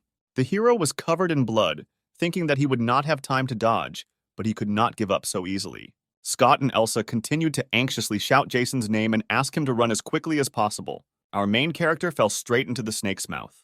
There was a crushing roar. Thick dust rose and everyone was stunned. Blade tried to run towards the yellow-eyed demon, but was stopped by Elsa. He shouted at her to let him go, but she responded by telling him to remember the order the Major had given him. He also added that if they continued to fight him, they would all die, and the commander ordered them to survive. But the demon still could not stop and calm down. He destroyed everything in his path. Elsa shouted that everyone was leaving and that she would cover for them. When Jason suddenly opened his eyes, he wondered if he had survived. At that moment, the yellow-eyed one tried to eat Elsa, but she jumped and was able to dodge the demon's attack. Jason thought he couldn't even move. He wondered how the others were doing since they had angered the demon so much. Everyone shot at the demon, shouted that they needed to retreat. Panic began to appear in their ranks. Our main character lay and felt sounds similar to a heartbeat. It lay right next to the yellow-eyed demon's heart. He looked at him in surprise, thinking that he was incredibly lucky. Jason laughed and said that the demon would regret swallowing him. He extended his hand and began to release magic. At this time, the demon had already destroyed almost the entire city. The fighters were lying on the ground. The demon was preparing to eat them. He screamed, making terrible sounds. Everyone thought that everyone would die. The yellow-eyed demon ran towards our heroes, who were tremblingly preparing to accept the monster's attack. At this moment, inside the monster, our main character squeezed the snake's heart with all his strength. Suddenly, there was a crash and blue blood gushed out. The demon stopped right in front of our heroes and stopped making any sounds. Blood flowed from the mouth. No one understood what happened. Suddenly, the demon began to wreak havoc, spitting out blood. They felt as if the demon was being torn apart from the inside. She started screaming. Everyone was watching. No one could even imagine what was happening to her. Elsa said that they were lucky, and this was their chance to escape.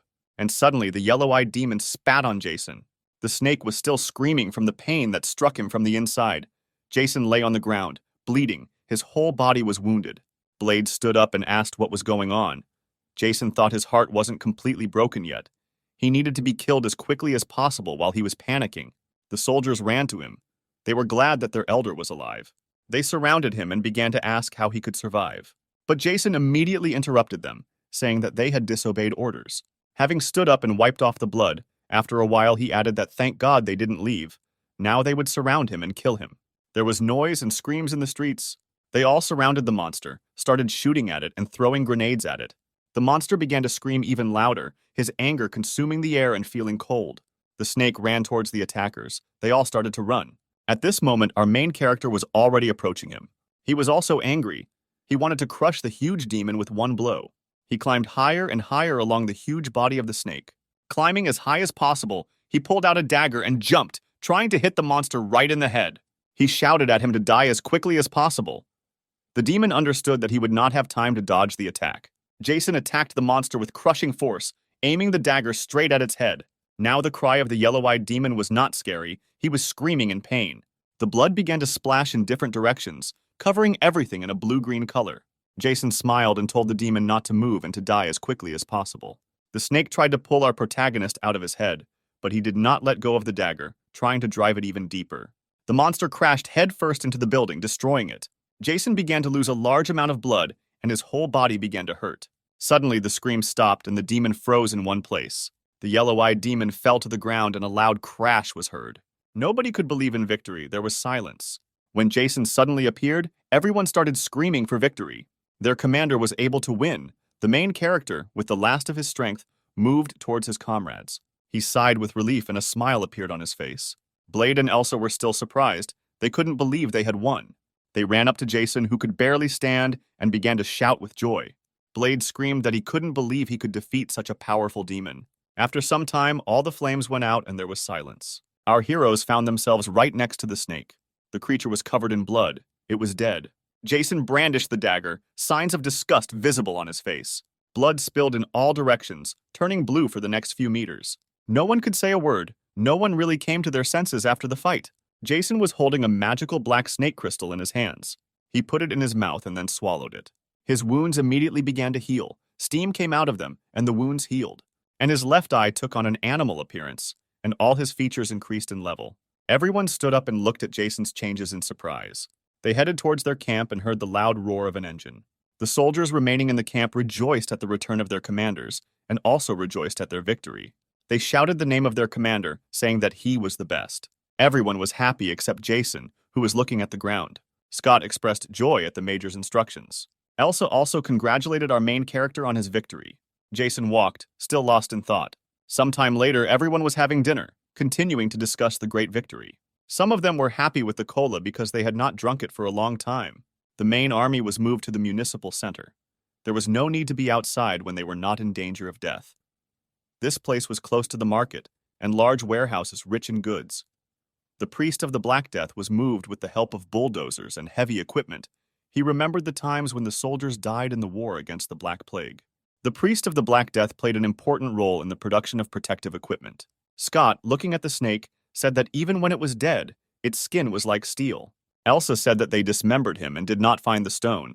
Now they are no different from ordinary killers. Scott said there is talk of building a workshop around it. He also added that he needs to find someone. His nickname is Keith. He said that when it comes to theft of cultural or commercial property, there is no one better than him. He is a professional in his field. Jason asked him where the whale was. Scott showed the man's location on a map, but added that it wouldn't be easy. She said that this place where people gather means that there are many monsters there. They have no pills left, and the fighters have not rested for a long time. Jason, not allowing Scott to finish, ordered everyone to pack up and leave immediately. Elsa tried to argue with the commander, saying that they did not know what was there, but Jason told her that with the help of his new power, he sensed that there would be no strong monsters there. The main character also added that they don't need many people, only some Scott and Blade will go with him. He ordered them to take the cartridges and tablets and wait for him. Elsa had to take care of the corpses, and Ella the wounded. They looked at the commander in surprise, not quite understanding what was on his mind, but they trusted him and agreed to carry out his order. After some time, they were traveling in a van. The battle with the Black Death was the most terrible. From preparation to battle, they miraculously survived. Circumstances indicate that the monster's strength can be determined by the color of its eyes. They resemble the colors of the rainbow, and each color is much stronger than the previous one, Jason thought. He also thought that the monster he saw might not be the strongest. After 2 hours of travel, they arrived at this settlement. There was a loud roar of hooves that seemed to destroy the ground below them. Some strange creatures, similar to pigs and elephants, were running around and making deafening sounds. Jason immediately sprang into action and jumped out of the truck.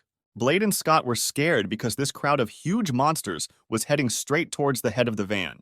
Jason's eyes took on an animalistic look, reminiscent of a snake. He immediately rushed to fight the monsters. He swung his dagger, scattering monsters in different directions. The monsters continued to appear, each one seeming larger than the last. But Jason did not retreat, but only advanced further, showing his superiority over them. The monsters also did not intend to retreat. They wanted to crush the arrogant man who dared to engage them in battle. But his strength was nothing compared to the strength of our protagonist, who destroyed several monsters at once with just one movement of his dagger. Piteous cries were heard. The cries of monsters suffering from pain could be heard for many miles around. Jason and Scott watched with shock and sweat on their faces as Jason made his way through the large crowd of monsters with such ease. Our hero's face was stern. It seemed as if some creature had infused him with power. An hour later, there was silence. All screams stopped. Our heroes stood around a crowd of killed monsters. They entered the building Scott was talking about. When you entered this building, you could hear Blade's delight. He said that it was still true. Scott said he heard that the whale takes whatever it wants, but he didn't know he collected that much. Blade just said it was some kind of museum. Scott said there was so much here that his eyes were running wild, and he needed to take pictures of it all. Jason touched the wall, saying that there was nothing useful here. Blade asked him what it was, when suddenly our main character turned around.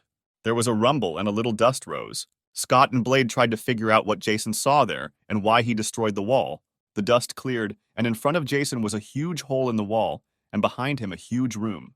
The room was full of valuables. It was a secret room. Scott couldn't believe his eyes. Jason told Scott it was great because there was some really valuable stuff in there. He told her that everything was being taken from this room and the rest was garbage. There was a beauty blessing scroll in the room, as well as a tall birth chart. Blade was still surprised by the find. He told his commander that these two things were very valuable. Scott couldn't believe his eyes because he didn't expect to find something like this. A few hours later, they returned to their domain. They all stood up and also joyfully greeted their commander. Elsa praised Blade, and Ella asked him about his successes, and he, in turn, boasted about his discoveries.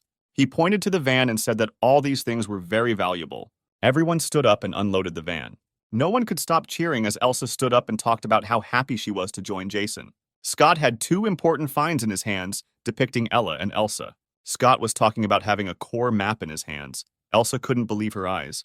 They were discussing how this map works. The brighter the color, the more monsters there are in that place. This map is something like a radar.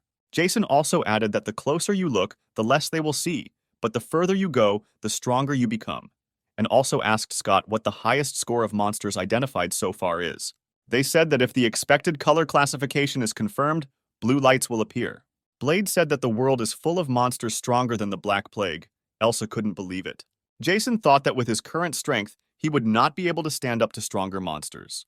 People heard rumors about the chief and began to gather and move towards them, creating the McClan. No one was able to cope. Instead, the chief allowed McClan to expand into McGuild and create a new clan under his protection. They all stood up and said that they had been standing for several hours and were waiting for their commander. Soon after the boss appeared, many calmed down. They were repressed only by a small part of the major.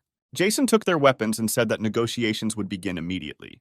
The boss had already become an independent representative of the entire city. He could no longer simply unconditionally please the people. Jason said that some of them will receive gadgets, all of them will receive weapons and ammunition. He also added that the awakened ones and the team members would enter McClan and start working. Everyone began to rejoice. The people applauded, but it was not easy to fulfill the boss's demands. Jason said there weren't enough artifacts, so one of the conditions was a hand. Nobody understood what was happening, in the sense that everyone was thinking with one hand. Of course, this was a test of how we could decide to sacrifice you. No one doubted it. Some thought that Jason would seriously cut off their hand. Soon, anger and confusion gave way to fear.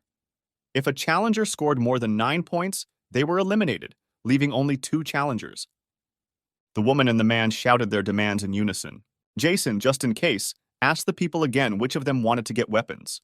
He threw the dagger straight at the girl and the man. A multi-axis scream was heard. The dagger stabbed into the ground with incredible force, after which he returned to Jason's hand, and he in turn said that they should keep his hand in reserve. If they break or do not follow the rules, they will return without question. Jason told Scott that these two will join his equipment. The girl and the man could not gather their thoughts. They were simply ready to say goodbye to his hand. Some time passed, night came. Jason asked Robert if he had chosen a weapon. Scott thought that these two were very well prepared and would be able to get used to everything quickly. Jason asked Scott when the protective gear would be ready, to which he replied that the shop manager said he could finish the prototype today. He also added that if the major approves it, mass production will begin from today.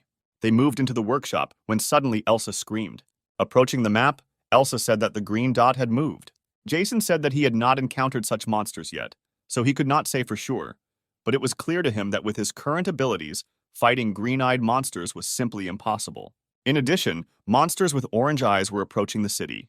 Scott said he thought there would be some respite, but it turned out to be the calm before the storm. But after some time, Jason thoughtfully told them that their only chance to get a green rating was now, and also added that there was no time, they must continue to fight and supply at the same time in order to increase their chances of survival. Everyone stood up and listened to Jason's order. Everyone understood that there was only enough ammunition for this battle. 2 more units were heading towards another city. Weapons had to be transported there, Jason said. Robert and Eve agreed to carry out Jason's orders. The major also added that there is no information about the 4th rating, that is green-eyed, but now there is a high probability of destroying our squad. After increasing the rating, they must solve it as quickly as possible. Blade and Scott stood there sweating. They were a little scared because the last battle was difficult. Jason entered the workshop. Suddenly, the man shouted that they were here. The old man barely stood up and shouted for his things to be prepared. Redval and his team approached Jason. Scott introduced the major, who in turn bowed and said he was glad to meet him. The workshop manager, looking at Jason, was speechless for a moment. Jason politely turned to Redwall and asked to show him his prototype equipment, which in turn showed them where they should go next. They entered the workshop, where there were a lot of things. It was immediately clear that they had spent a lot of time here. Uniforms were lying on the table. Everyone shouted wow in surprise. Jason looked at the form. At this time, Redval said that about 20 forms were already ready. With their current production speed, they can produce 10 molds per day. The shop manager also showed the weapon. Jason thanked him, because now they can fight with oranges. Eyes of Black Death when swallowed give the power of Black Death. Swords increase power. Everyone was surprised, because no one could believe that artifacts could be created with your own hands. Jason was still in his thoughts, saying that they were leaving. That's how accurate Eve answered. They said goodbye to the owner and his subordinates. Radval wished Jason and his team good luck as they left. Redwall thought he knew why he was praising him and following him. An hour passed and everyone was preparing for battle. Elsa and Blade were guarding the entrance to the room. In this room, Jason sat on a chair and slept soundly. Next to him stood an empty divine cup. He opened his eyes to the screams calling out to him. Opening his eyes, he wondered whose voice it was. Opening his eyes, he asked Ella if it was her and why she let her hair grow. She was sobbing and couldn't stop screaming his name. Jason thought he didn't understand how much time had passed, but his body was very cold. He knew he was dying. When he suddenly closed his eyes, Ella screamed even louder. The girl screamed at Jason to remember that he could change this. She hoped that he would help her and express her desire.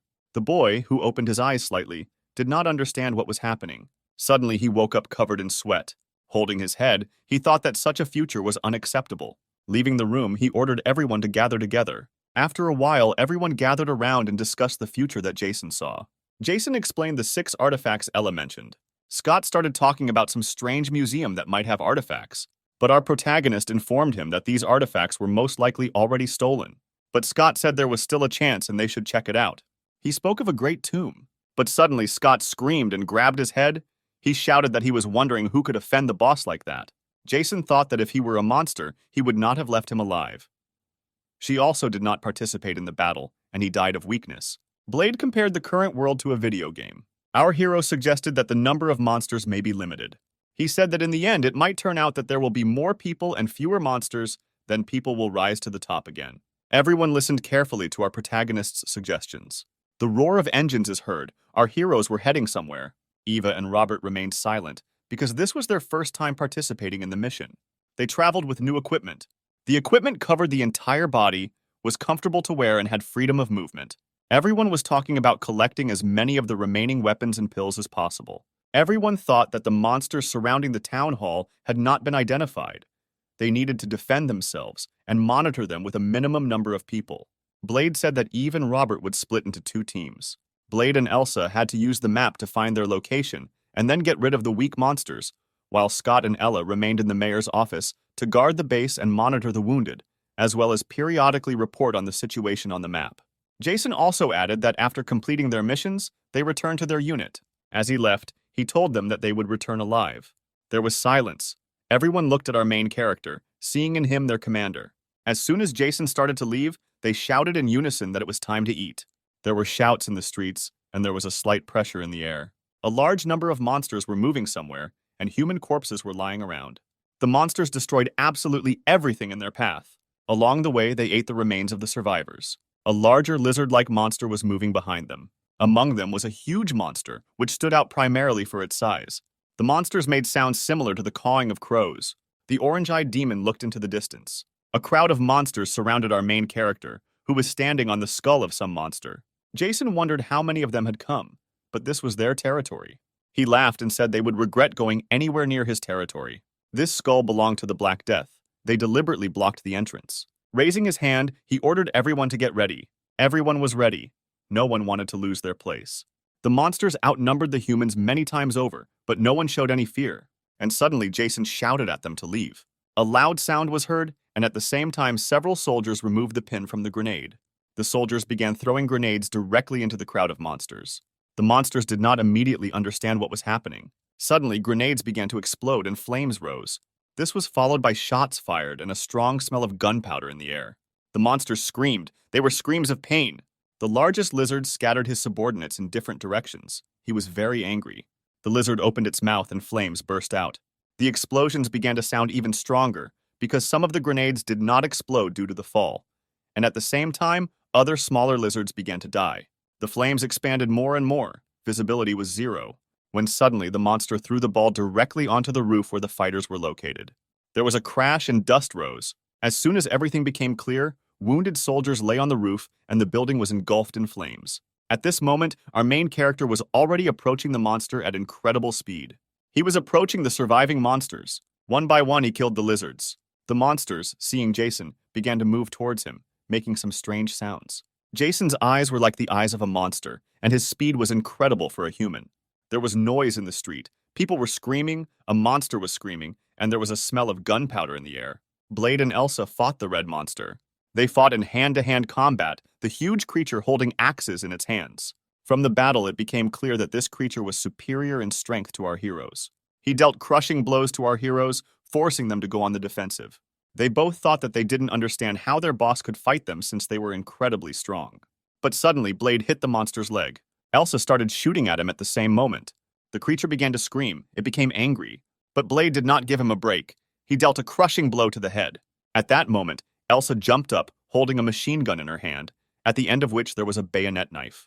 He stabbed it straight into the monster, and even the ground collapsed from the creature's fall. Blood splashed in different directions and there was silence. At this time, our main character continued his battle with numerous creatures, when suddenly our main character jumped up, jumping over several monsters. He walked up to his leader and stood face to face with him. The monster immediately opened its mouth and released a fireball towards Jason. But Jason immediately gathered energy in his hand. The fireball exploded before reaching our main character. The monster began to scream, and a slight pressure appeared in the air. Realizing that the ball did not hit the target, the monster immediately entered into hand-to-hand combat. The lizards that found themselves next to the leader were cut into small pieces in an instant. Jason took position. He was preparing to attack the leader. His eyes again took on a bestial look, and the leader of the lizards began to scream. Running up to Jason, he wanted to tear him to pieces with his claws. But our main character immediately attacked the creature with his dagger. The leader stopped, frozen in one position. Jason was able to split the monster in half with just one blow. The other lizards were shocked by this. They didn't even move. Jason smiled and said it was time to call it a day. After some time, silence reigned on the streets of the city. Some people were screaming from the building. After a few minutes, the screams stopped, and a large number of corpses lay on the ground. A man with a gun stood in front of our main character and shouted that he didn't understand how Jason could do this. Jason, turning away, said that he was passing by. The man in front, in turn, continued to scream. Jason told him which of them were still crazy, the dozens of bodies of women in the basement, dead from horror and abuse. But he also said that that wasn't what he was here for, but he couldn't accept it. He shouted that Jason was a bastard and that he should shut up. But Jason continued to say that the world was full of monsters and they should not be among them. Jason also said that he saw 5 shots and that if he couldn't determine the weight of the gun, then he should at least take the distance into account. The man in front didn't understand what our protagonist was talking about. When he tried to fire, nothing happened, the gun was unloaded. Then he decided to throw it towards our hero, but to no avail. The man talked about how he would not allow Jason to anger him, since he too was awake and had powers. He started yelling at our main character to watch carefully.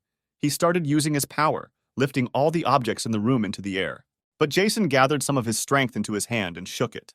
When suddenly the man began to fall, he did not understand what was happening.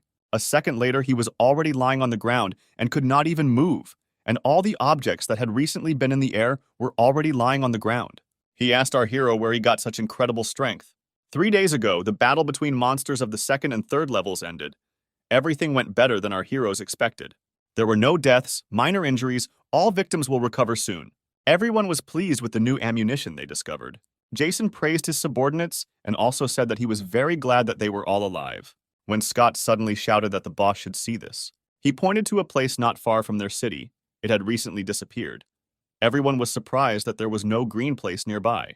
They were discussing the fact that the monster had become invisible or moved off the map very quickly when Jason suddenly interrupted them, saying that someone was following him and might kill him. The others replied that this was impossible. Jason, interrupting them, said that perhaps the person who killed the green-eyed man would kill him in the future. He reassured his subordinates by telling them that now was not the time to talk, that he was now going to this city alone. He also gave orders that the main task was reconnaissance, as well as strengthening defenses and providing escape routes in case of any unforeseen events. Jason asked the man what he knew about the green-eyed monster and what happened 3 days ago. He said that 10 soldiers entered the city. They looked like special forces. It was already late at night. Jason asked him what happened next, to which he replied that after the special forces arrived, the monsters began to move and their numbers decreased significantly. Jason thought that the target of the special forces was clearly not the organization. At that moment, one of the broken legs rose into the air. It hit our main character right on the back of his head. The man lying on the ground was smiling. With incredible speed, this piece of garbage began to approach the back of our hero's head. But our hero quickly reacted and caught him with his hand. Holding it in his hand, he looked at the man with contempt. Having broken it, he asked him what it was, but he could not even utter a word. Suddenly, the man stood up and ran towards our main character. After some time, there was complete silence. Our hero left the building, breathing heavily, thinking about something as he walked. This guy was lying in the building. There was a piece of debris on the back of his head. He was dead. While walking down the street, an elderly man noticed something in the building. Approaching the building, he tried to see something. Once inside, he moved further and further. It was a meter. Some of the lamps survived. Jason thought he didn't feel anything, so most likely there were no monsters here, but some kind of anxiety did not leave him. It seemed to him that there was some kind of pressure in the air. It was the smell of blood. Walking further and further, he looked around. When he suddenly stopped in front of a large number of corpses, a stench hung in the air. Looking at them, Jason thought that they were mostly trained soldiers from the anti-terrorist unit. He looked at their features and thought about who could kill them all. His initial characteristics surprised our main character. All the skills he acquired were the same. He thought about gadgets and weapons. When he saw the PZF-3, he was surprised, because there should not be an anti-tank grenade launcher in such a place. Jason discovered an ancient warrior spear. The artifact level was 4th. He looked and thought that this artifact was disposable. But when 2 weapons were combined, the destructive power doubled. Even a level 4 monster would cause significant damage. Jason suddenly had the feeling that when he met that huge monster, he ran towards it. When he suddenly stopped abruptly, his face was frightened. In front of him lay a huge green-eyed monster. Sweat poured down his face as this monster's stats far exceeded those of anyone he had fought before. Come back. The strength of our main character was already 215.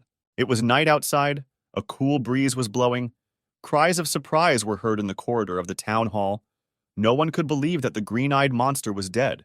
Because who could have done this? They said that they had a rather strong competitor.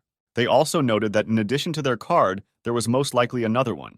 Suddenly, Jason received a text message on his phone saying he would meet him at the airport on March 3rd. Everyone reacted to this in the most violent way. Eve asked Jason if he was going to the airport. Robert said that the choice was simple, meet or refuse. He also asked the major if he would negotiate, to which our hero replied that he should avoid meeting with them. Scott began to sweat, saying that no matter how they saw it, there were many more of them. He thought it would be good to come to an agreement. They all said they probably don't need negotiations because they have no reason to accept them. Blade tried to make a joke to lighten the situation. Jason, interrupting everyone, said that they still have time to prepare. Now they must do everything in their power. He also ordered all the soldiers to gather. It was still night outside, a strong wind began to rise, and the weather worsened, as if warning of an imminent home. Monsters also ruled China. There were a large number of them. Red monsters darkened the street, their bodies completely covered in fur. In front of them stood people in ancient Chinese clothes. One of the girls said that she didn't really want to act first. But the cold-faced man advised him to stop saying nonsense, that they were here to liberate Chinese land, not destroy it. She replied that they were just thoughts. The girl played some kind of melody, her body began to glow, and the energy overwhelmed the rest of the fighters. The fighters began to glow and become covered in some kind of light energy. General Haru ordered to move forward. As soon as he shouted the need to attack, everyone rushed into battle. The fighters seemed to float in the air, and their movements did not resemble human ones. A rumble began, and a strong wind rose. At that time, all our heroes were working. She supervised doctors. She was sweating because there were a lot of sick people there. She looked out the window and saw the wounded and sick soldiers arriving one after another. The survivors helped the wounded walk, and screams were heard. At this time, Scott and Jason discussed what is the most difficult thing for ordinary fighters now. Jason talked about holding on, thinking about the future and Ella. After the appearance of monsters, the deserted city began to quickly collapse. Communications were immediately paralyzed, and electricity was cut off. Many people emigrated to another city. However, it is not so easy to kill one's own people, and many of them began to look for ways to solve the problems that had arisen. Engineers mastered the production of solar panels and began to generate electricity with their help. Everything possible was done to prepare the militia. With the help of search teams, the food problem was solved. Scott turned to our hero and told him that more and more people were arriving. In such conditions, he thought that he should probably think about the control system first. He said that they could call him whatever they wanted, that he didn't care, and so the guild gradually gained strength, strengthening humanity's ability to survive. We are transported back to the room. Jason was sitting in a chair. The divine thicket was empty. The city lay in ruins. Jason suffered greatly. His whole body was covered with wounds and blood. He could not utter a word. He looked at the ground, his hand was on the ground, and there were some people nearby. Jason wondered who they were. They, in turn, praised our protagonist for being a famous dragon slayer. Jason thought about the fact that they were speaking Chinese. He needed to learn it. Suddenly, behind him, he felt someone approaching.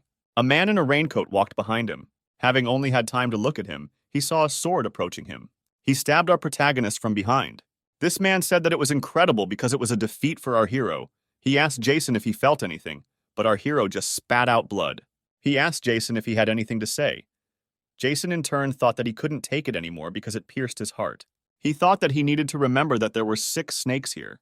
The sword pierced our protagonist deeper and deeper. Blood flowed down the sword. When he suddenly pulled out his sword, our hero began to fall. Kneeling, he tried to remember as much information as possible. The man in front of him asked him what he was muttering, if he really made some kind of agreement. The man in the cloak said, laughing. The girls shouted at him to finish him off quickly, otherwise they would. Smiling, he swayed and told her that she had to come quickly, because the girls were already behaving badly. The sky was overcast with small clouds blocking the sun's rays. The man shouted goodbye. Jason woke up covered in sweat. His breathing was irregular. His face was covered with sweat. His body was shaking.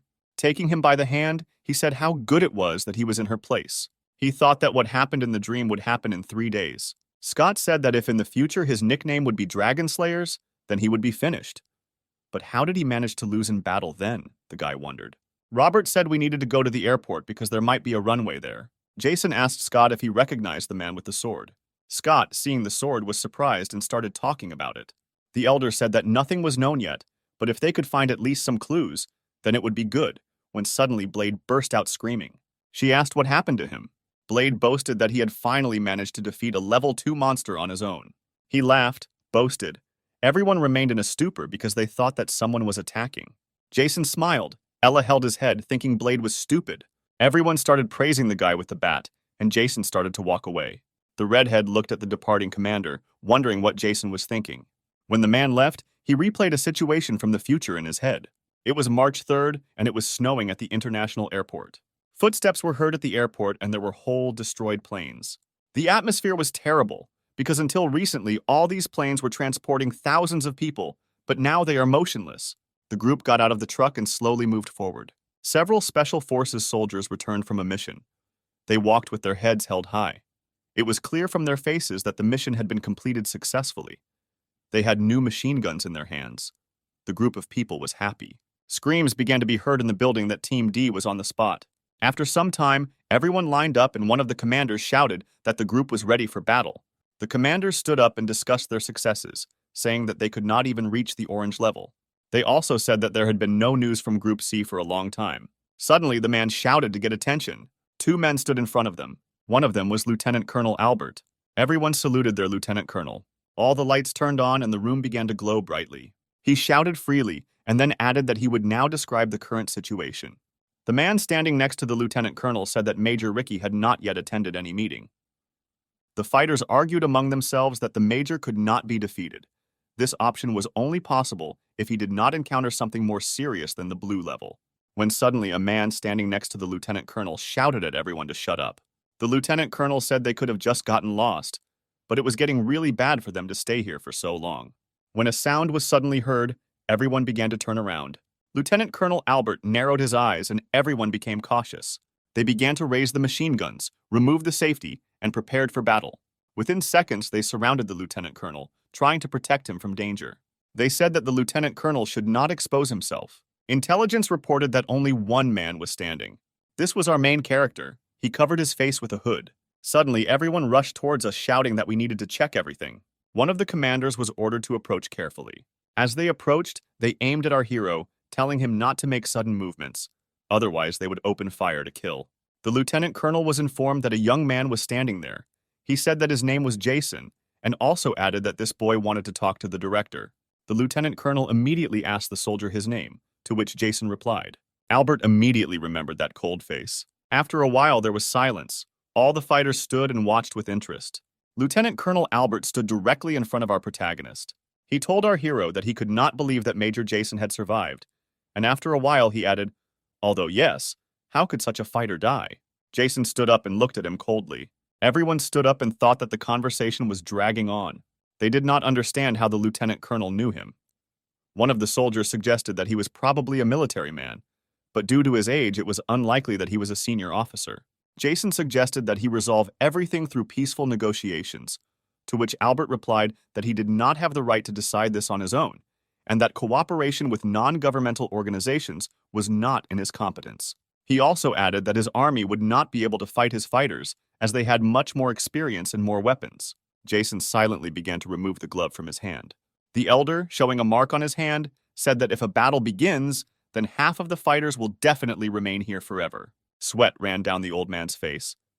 He wondered if he really intended to fight an entire army alone, although no, if we remember his past achievements, then anything is possible.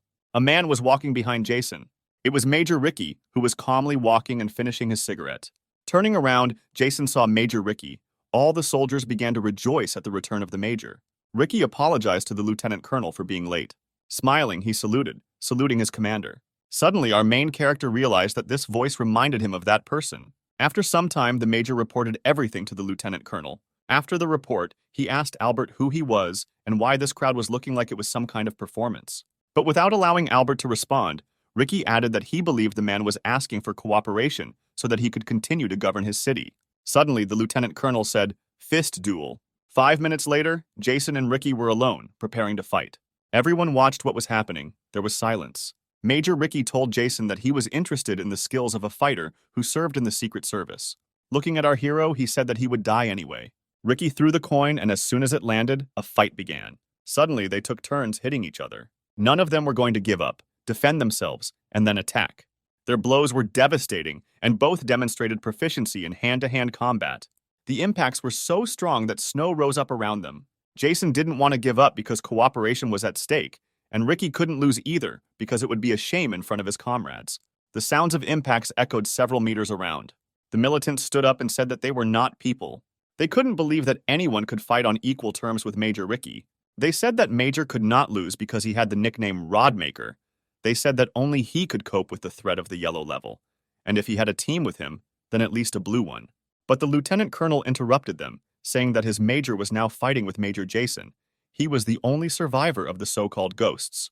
He also added that they are legendary even among top managers, but only a small circle of people know about their existence, and they were used only in those operations that required something that ordinary people were incapable of, and at the same time, without wide publicity, only the combat unit could be used. After some time, the lieutenant colonel also said that he had seen Jason on business and still had difficulty remembering him. At this point, the fight between Jason and Ricky continued. Ricky began to get angry because he was unable to land a single direct hit. Suddenly, Jason, seeing that the enemy had opened up, struck him. After that, he began to twist her arm and hit her several more times. But he broke free, trying to push Jason away. Blood gushed from his mouth. Raising his leg, he tried to deal a crushing blow to our main character.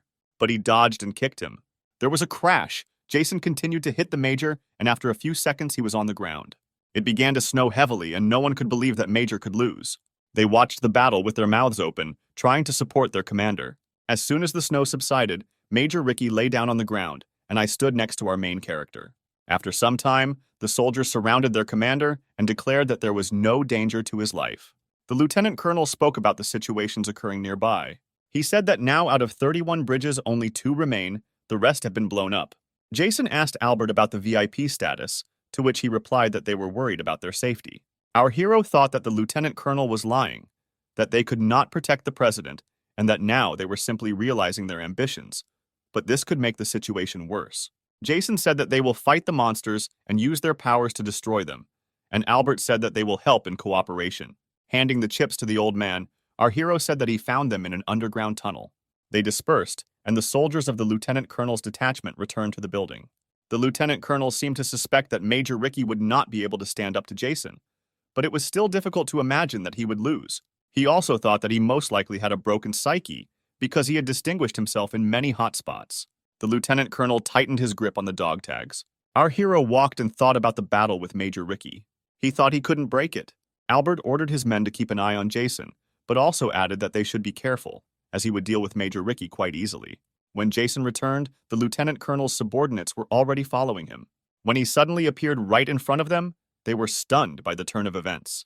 They could not understand how this happened, because literally now he was coming from below. They tried to attack him, but Jason was already gathering energy in his hand. He directed energy towards the fighters. The masked people were afraid to move because they knew nothing about the Major's strength. Suddenly, their body began to tremble and they could not even move a finger. Jason told them that he had no intention of killing them. They asked him what he wanted from them then, to which Jason replied that he wanted them to always remain in his sight for a crescent. Suddenly, his face changed. After a couple of seconds of silence, he added that there was another option, to send their bodies to the lieutenant colonel. The girl's name was Sergeant Julie, and the man's name was Sergeant Brad. Our heroes joyfully greeted their commander. The main character stated that the status of the president and prime minister is unclear. He also added that he wanted to kill Major Ricky, but decided against it for now in order to use the lieutenant colonel in the future. Scott said that thanks to the lieutenant colonel, they would be able to carry out government tasks while receiving rewards in the form of artifacts. Jason also added that artifacts are now worth more than any firearm. He also said that they would not beg or buy them, but should definitely give them to them. Julie and Brad couldn't believe their eyes. After all, they made a protective wall and periodically combed the perimeter behind it, installed solar panels inside, and organized work to cut down monsters, cleared the ruins of buildings and restored roads. The people who were here enjoyed life, and the military, of course, did the same. But everything there was based more on forced labor. After some time, our heroes again went to clean up. Sergeant Julie showed good monster-slaying skills. Sergeant Brad also destroyed one monster after another. The sword showed excellent abilities, destroying several monsters with one blow. Elsa did not lag behind and opened fire on the creatures. Spiders that got close enough were destroyed with a bayonet. Eve also destroyed monsters. Robert covered her. Suddenly, they found it difficult to breathe. They heard screams and turned around. It was a huge spider, their leader. He made very creepy screams. Showing his advantage over the others, Julie and Brad began to shake because in front of them was an orange level. Walking calmly, Jason shouted about why they were marking time, because this was not at all what they had to deal with before. He walked straight up to the leader of the spiders. Our heroes began to ask whether our main character could kill 6 yellow-eyed monsters at once. The newcomers listened to their arguments with surprise. The monster ran towards our main character. He, having begun to use the power of Black Death, also rushed towards the spider. A roar was heard and dust rose. On March 18th, a new meeting was held with the lieutenant colonel, at which Scott expressed his wishes. A small quarrel arose, but the lieutenant colonel silenced his subordinate. After they agreed, our heroes began to disperse. The snipers asked for orders from the lieutenant colonel. Jason felt that they were being targeted. He told the lieutenant colonel the exact coordinates of their location, and also added that if even one shot was fired, everyone would die, and also the next time the meeting should take place without them. Julie and Brad were shocked by what they heard, because the next mission could be the last for Jason's entire team. Julie and Brad asked the lieutenant colonel what was going on in Jason's team. Albert could not believe the words of his sergeants. After all, it is very difficult to deal with a yellow-level monster so quickly. Crisis always brings opportunity. Even if I manage to achieve a little success, it can greatly affect my reputation during a period of instability, Albert thought. He ordered his sergeants to continue monitoring Jason and his team. At this time, our heroes were driving and talking about some important person. Scott asked our main character what kind of girl she is, how important she is to national defense, this Katie. To which the man replied that she was the daughter of Ambassador Douglas. Scott only joked in response, saying that they were now messengers. Jason remembered the words of the lieutenant colonel, who said that he had changed a lot, exhaling heavily. He thought that he would have to change a lot more. Having reached his destination, our main character decided to explore the city from above. He climbed one of the tallest buildings. He watched what was happening in the city, trying to understand how things were here. At that moment, a crowd of monsters was trying to break through somewhere. Julie fell into a trap with monsters and had to fight. Just as the girl wanted to leave, she noticed a strange monster behind her, looking at her. Taking a closer look, the girl realized that in front of her was an orange level. As soon as the girl moved, the monster immediately rushed towards her, trying to attack. He suddenly heard the words of Jason, who said that once you have decided on a goal, you must move. He grabbed the monster with his bare hand and then lifted it up. Swinging, he threw it with incredible speed. Incomprehensible screams and cries of pain began to be heard. The monster continued to fly and fly, hitting the ground. Jason told the girl not to get up, but to follow him. A little earlier, Jason stated that only the sergeant should go with him to help him.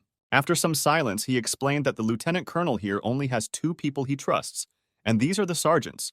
So one goes with him, the other stays here. Everyone stared at our protagonist, listening intently to his plan.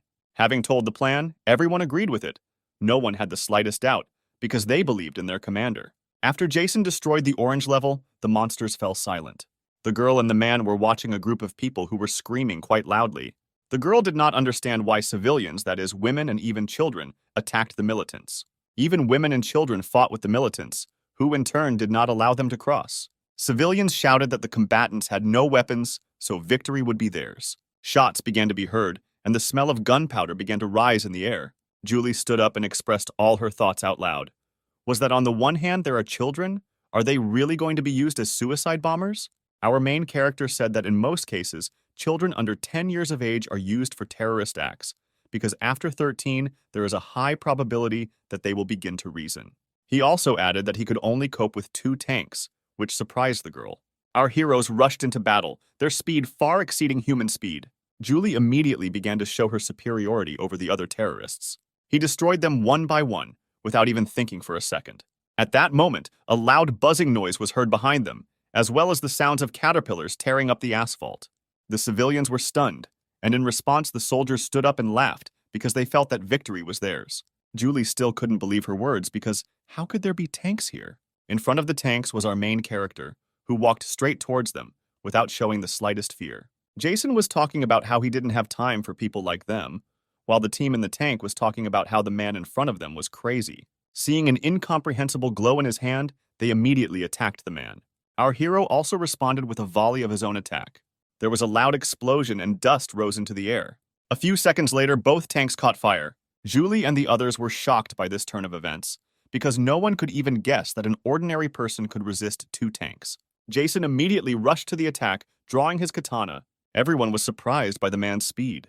Taking a deep breath, he said they were finished and swayed. A few seconds later, the tank's gun was cut into 2 parts. There was silence. Only the crackling of the fire could be heard. The tank was completely cut into 2 parts. A crowd of people was lying around. Julie still couldn't understand what had happened. The other people were also in shock and couldn't move. Jason grabbed the man by the neck and told him that he didn't know anything. He was just following orders. The man begged our hero for mercy. The sun was setting, and little by little darkness came. People stood up and looked at our heroes, arguing whether the army had really come for them. They also talked about how these two were much stronger than anyone they had seen before. Jason looked at the priest and asked if he was in charge, to which the priest introduced himself. His name was June. Jason immediately apologized and got to work. He was interested in the information. June held out her hand, showing where to go next. Jason saw the Saint's Cross. His safe as a relic was the third. After some time, our heroes entered the building. The priest began a story about a green-eyed demon who rules his city. He is about 10 meters tall and is always followed by a crowd of smaller monsters. He killed many people, including a group of military men. Julie asked why no one had attacked the area, to which the priest replied that he believed God was protecting them, but that was not the case. He also added that one of the soldiers survived and can talk. Jason thought about how the cross kept monsters away from the area. They went to meet the surviving soldier. When they arrived, they were shocked by what they saw. Because of all the limbs of the fighter, only one hand remained intact. The man introduced himself and also said that he began the task on January 22nd. He said his mission was to rescue the families of ambassadors from several countries, including the United States, and to find recruits. He also added that there is a traitor in their ranks. He extended his hand, holding some figurine in his hand, and asked to take it. Julie took it and looked at her with a surprised face. The fighter, in turn, said that he should at least prevent the traitor from leaving, and at least somehow take revenge for the death of his friends. He handed Julie a clay figurine of a horseman. The level of the relic was the second. After some time, our heroes stood on the roof and talked. Julie said that the lieutenant colonel had assigned them 2 tasks, surveillance of Major Jason, as well as the return of relics lost during the failed operation. Naturally, the girl added that the second mission was a priority. Jason, drinking coffee, asks her if she really thinks he can take something from her, to which the girl replies that she understands perfectly well what kind of person he is, and therefore just wanted to ask him for cooperation. Julie said that she wanted to find the traitor and punish her, that she was ready to completely follow the orders of the major.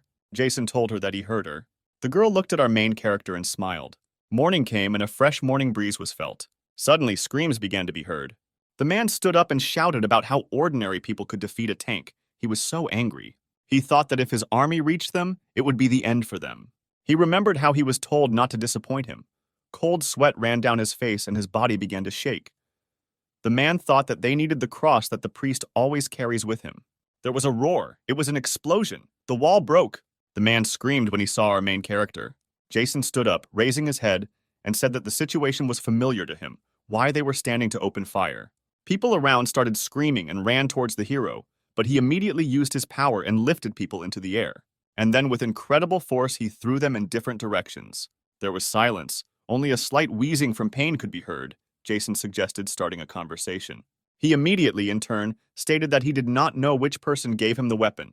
He also added that he said that government troops would arrive soon. In any case, in such a situation, our brother has nothing to wait for. He asked to forgive our protagonist, but Jason, in turn, said that he only deserved death. There was a crunch of bones as Jason threw the man's corpse to the ground. Our hero stood thoughtfully on the roof and looked into the distance. He thought that 8 snakes came out. There was a possibility that the manipulations of the High Ones were behind all this. Jason remembered her death and his fight with Mayor Ricky.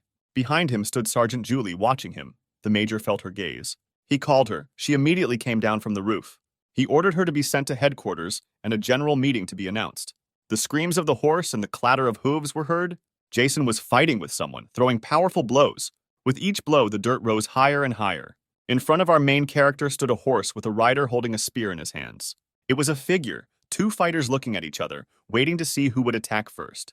The horseman was the first to rush into battle, the roar of his hooves becoming even louder. After some time, the battle ended. The major stood up and thought that thanks to that paratrooper, he got a good weapon.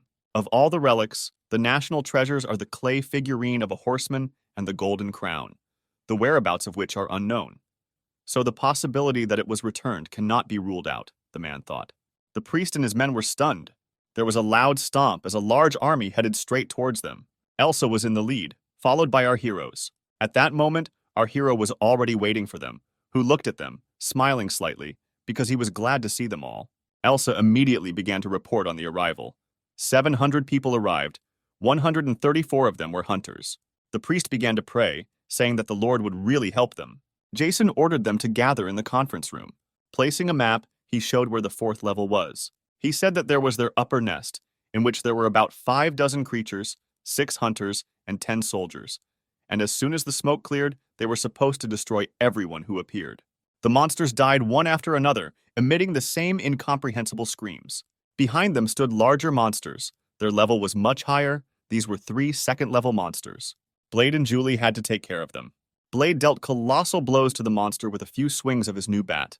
Julie didn't lag behind either, destroying one. Robert defeated the latter, revealing that he was also part of our protagonist's main team. Another area had 50 first levels, as well as 2 second ones. Elsa took control of them, destroying them one by one. Eve helped her, also demonstrating great skill in handling weapons. Brad provided cover and launched numerous machine gun attacks. Near the park, there were a third and 3 seconds, plus more than 100 first. Major Jason went there alone. He called out to the rider, who wanted to fight alone. The elder spoke to him. Orange looked at our hero as well as the rider, not understanding why the man was smiling. He, in turn, advised the rider to have fun mentally, although this fun would not last long. The monsters charged, screaming and shouting. The rider also joined the fight, hitting the horse with his hooves. One after another, in an instant, the monsters flew away from the rider. They could not even touch him. He struck powerful blows with his spear, and gusts of wind scattered the monsters several meters around. Those who suffered from direct attack were divided into 2 parts, that is, in half. The horsemen moved further and further, destroying more and more monsters. The monsters couldn't even scratch the rider. Our main character rushed into battle after him, jumping over most of the monsters and going straight to the 3rd level. The monster tried to block the blow but did not feel it. It was surprised. A second later, it was cut into small pieces. Suddenly, he felt someone approaching from behind. Behind it was the 3rd level, which was already collecting energy to attack our hero. But the man immediately began to gather energy and also attacked the monster. There was an explosion. Jason's attack was much more powerful, so the monster took the blow. Orange got angry and screamed, but the major was already running towards him to kill him. With a swing of his sword, he cut it in 2. The man looked at the ground and the monster coughed up blood. At this time, the rider had already taken care of the rest of the monsters. His horse stood on its hind hooves and rejoiced. At this moment, cries of joy were heard in the central part. People were happy that there were no more monsters, and they had no one to fear. Our heroes stood on the roof and watched the cheerful townspeople. They discussed the fact that this was now their territory. Jason thought it was now the turn of where the bastard was. Sometime later, Major Jason, Sergeant Brad, and Julie met with Lieutenant Colonel Albert. The Lieutenant Colonel said that they ended up stealing a map of high mountains without knowing the situation, putting soldiers in mortal danger with many relics, all in order to hide a national treasure. Julie, in turn, said that all the time in the way they did this, of course, there are certain political subtleties and speculations associated with this. But the presence of a traitor is obvious, as evidenced by the testimony of the junior sergeant. Albert was thinking about getting rid of the rescue team. They took advantage of this. Is he really a major general? He also believed that one of the main tasks of the gendarmerie was to protect important individuals. His head was pounding, but the lieutenant colonel could not get rid of these thoughts. At this time, it was already dawn, and the noise of engines could be heard. A whole detachment came to search for the lieutenant colonel. They all could not stop discussing the situation. Albert began to walk away. The sergeants looked at the departing squad, and Jason immediately turned around. Sitting in the car, the lieutenant colonel continued to reason. Jason thought that once the situation improved and it was possible to import gas from abroad, this plant would become very important. So from this moment of taking over this region, the MEK Guild was no longer just a dangerous armed group. It became a threat. There were shouts from the headquarters about how to leave the traitor alone. The man told the lieutenant colonel that if the lieutenant colonel knew nothing about the traitor, then he might have accomplices. He also added that it is difficult in the army now. The slightest suspicion is enough to immediately lose your braces. On the street, one could hear the joyful cries of children playing with a ball. Albert continued to leave Jason, and the memories never left him. Night fell. Darkness reigned in the mountain tower. The air seemed heavy. The king's stone glowed red and was surrounded by armed men. 2 men stood in the tower and watched what was happening. The major general spoke about some problem in the region, to which the colonel replied that this problem would not become a serious problem. We were discussing our main characters guild, but suddenly the colonel said that in a pinch, they could accommodate monsters from another region, so there was no problem with that. The fact that it would now be impossible to penetrate this region even with a tank was also discussed. The major general was lost in thought. The colonel looked at him and could not understand what the general was thinking about. He asked the colonel what was happening with the 8th Division, to which he replied that it was currently being replenished with new personnel on the front line. The colonel replied that the terms of cooperation were unacceptable and time was needed. Suddenly, a man approached them. It was Major Ricky. They asked him why he suddenly came to them. There was a smile on his face as he handed them the letter. At that moment, a ship was moving through the water. Suddenly, he stopped, and a man in a diving suit approached the edge of the boat. He jumped into the water and then began to swim. Blade said that there should be no one at the bottom of the sea. Going there alone is still dangerous. Elsa revealed that John was created as a result of the draining and connecting of 3 islands as a result, so it is impossible to determine the exact location of the relics. Plus, the bridge is now destroyed. Scott suggested simply blowing it up, to which Eve immediately said that if there was no bridge, it would be difficult for the survivors to get out of there, and besides, they had no evidence that he could not swim. Jason said his final decision was that the 100 people who woke up would set up an ambush in front of the bridge. You two would do it if the monster didn't disappear from the map within 4 days, he ordered Julie. And Brad leave. Swimming to the shore, he unwrapped one of the blankets in which PSG-1 was wrapped. Our main character, Major Jason, was in a diving suit and thought he was starting to destroy his target. At that time, monsters reigned in the city. There was a large crowd of them. The screams could be heard for many miles around. They destroyed everything in their path, moving forward and destroying more and more. Behind the entire crowd of monsters, there was also a leader. His size was much larger than the others, and his eyes were bright green. Our main character was already sitting on the roof and aiming at the monsters. He considered that at such a distance he did not have to aim, but rather put his energy into the bullet and shoot. The shot hit several goblins at once. The bullet flew at incredible speed, even passing through the wall. The monsters looked around. They did not understand what was happening now. The green-eyed monster watched and also looked around. Jason thought that the main thing now was to get the animals scared. He moved at incredible speed along the roofs of buildings. When the green-eyed man suddenly screamed, he began to make screams that sounded like calling calls. The smaller goblins also began to scream, making the same screams. When suddenly the green-eyed man hit the ground with his fist, killing several of his charges, after which he began to destroy everything around him, including attacking monsters. He ate several pieces. The animals were shocked by this. With one of his blows, he broke the building in half. Suddenly, a horseman appeared and watched what was happening. The green-eyed man immediately ran towards him. The rider raised his spear and prepared to attack. The huge goblin was many times larger than the rider and the horse. Our main character was aiming at the leader. He wanted to try to kill him with a rifle. There was a roar, dust rose from the impact of the wave, and nearby buildings collapsed. A fight broke out between the rider and the green-eyed one. On the roof, our main character also shot at monsters, like the leader. But the monster managed to dodge the bullets. The rider dealt a small blow to the monster. He turned his horse and prepared to defend himself. At this moment, Jason did not stop shooting at the monsters. The man managed to hit the monster, hitting it right on the head, and it, in turn, began to scream. The battle of our heroes with the green-eyed monsters did not stop. The leader received several blows but did not retreat. The major continued to shoot from afar. The bullets distracted the green-eyed man, and at that moment the rider struck with a spear. It seemed that the battle between the rider and the goblin was about to end. Both were not going to retreat. The leader continued to make strange sounds and screams, as if he was trying to say something. When he suddenly screamed even louder and rushed into battle, even the ground was torn away from his jerk, and the rider also went on the offensive.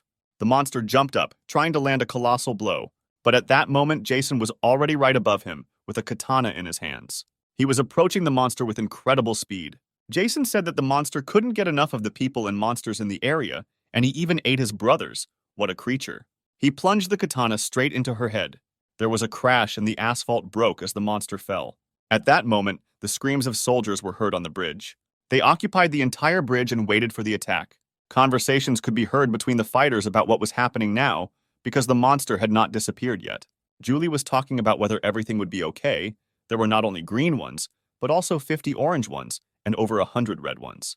When he suddenly shouted that even the green monster could not resist an experienced awakener, he asked Elsa what the chances were of Jason winning, to which she remained silent. When she suddenly said that she had willingly joined our protagonist's squad, and that the only thing she could do was believe in him, the others agreed with her. She also added that what angers her the most is that now the only thing she can do is wait. At this time, there was thick dust at the epicenter of the battle. Jason thought it was impossible to break the bones, but the sword went in perfectly when he suddenly noticed the attacking monster. Our hero immediately dodged the blow, leaving the sword on the goblin's head. He jumped a few meters. The leader looked at the ground in confusion. The goblin's face was covered in blood, and Jason looked at him with a smile. At this time, the action of the figure was already completed. The major said he doesn't plan to fight him to the death, but it looks like he has no choice. He picked up stones and boulders, and then with his strength directed the monster towards him. His speed was incredibly high.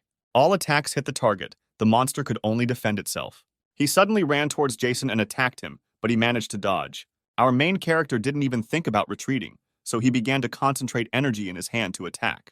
The fireball hit the goblin directly and he fell to the ground. The flame did not go out, but immediately stood up and ran towards our hero. The elder dodged one blow after another.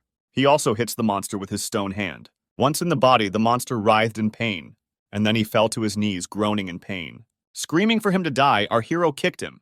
The blow hit him right in the face, throwing the monster several meters back. But he immediately regrouped and approached Jason. He immediately attacked the hero, who had to take the blow on himself. The blow was powerful, throwing our hero away like a feather, but he was able to land on his feet. He moved away from the wall and gained good speed. And in a few seconds, he was again next to the goblin. He dodged attacks in the air, trying to get closer to the animal's body. When he suddenly found himself right next to the leader's face, he couldn't even touch it. Clenching his fist tightly, he punched the monster. The impact knocked the animal off its feet, and the sound of the impact was heard for several hundred meters around. Thick dust rose. Silence reigned in the area. The sounds of battle ceased. Once the dust settled, the goblin leader could be seen lying motionless on the ground. Our main character stood on his head and wiped his shoes on his face. He breathed a sigh of relief. The green-eyed man was dead. Elsa was holding the card in her hands when suddenly the green mark disappeared. Everyone began to rejoice, because the disappearance of the brand meant the victory of our main character. After a while, cries of joy began to be heard again. Jason returned safely to his main squad. Everyone started screaming in fear and joy at Jason's return. He, in turn, walked silently, smiling. Eve thought that if Major hadn't been with them, at least one of them would have survived. He alone destroyed a monster of this size. Not only ordinary people, even the awakened ones could not get close to this monster. Even if I had his abilities, I would never get close to such a monster. The weapons were greatly enhanced. Using stones obtained from monsters, the Mac Guild became stronger than other awakened factions. For example, the best archers of the Mac Guild can easily deal with second-level monsters. What if other awakened ones had the same power as him?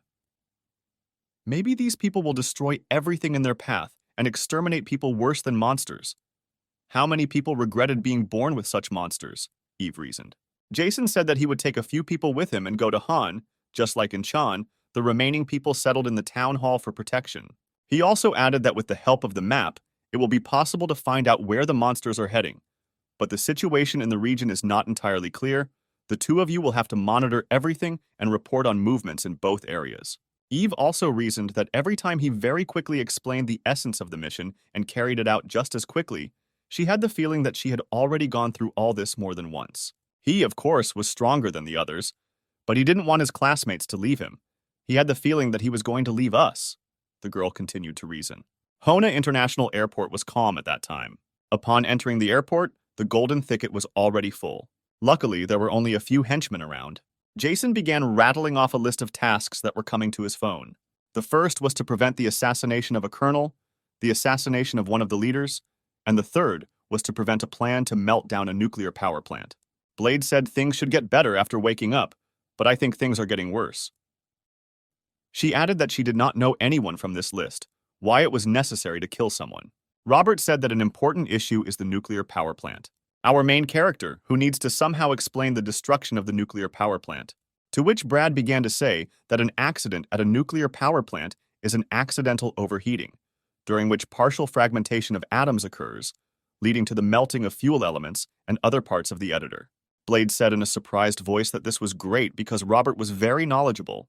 Julie added that one of the areas of Special Forces training is related to nuclear power plants. Scott added that if the shell was damaged or there was a leak of nuclear fuel, then the teacher would have already told us. Elsa added that now everything can be fixed, at least stop them before something happens. Jason immediately said that the nuclear power plant was 60 kilometers from the events of the dream. If a leak occurs there, then under no circumstances can the city be used as a fortress.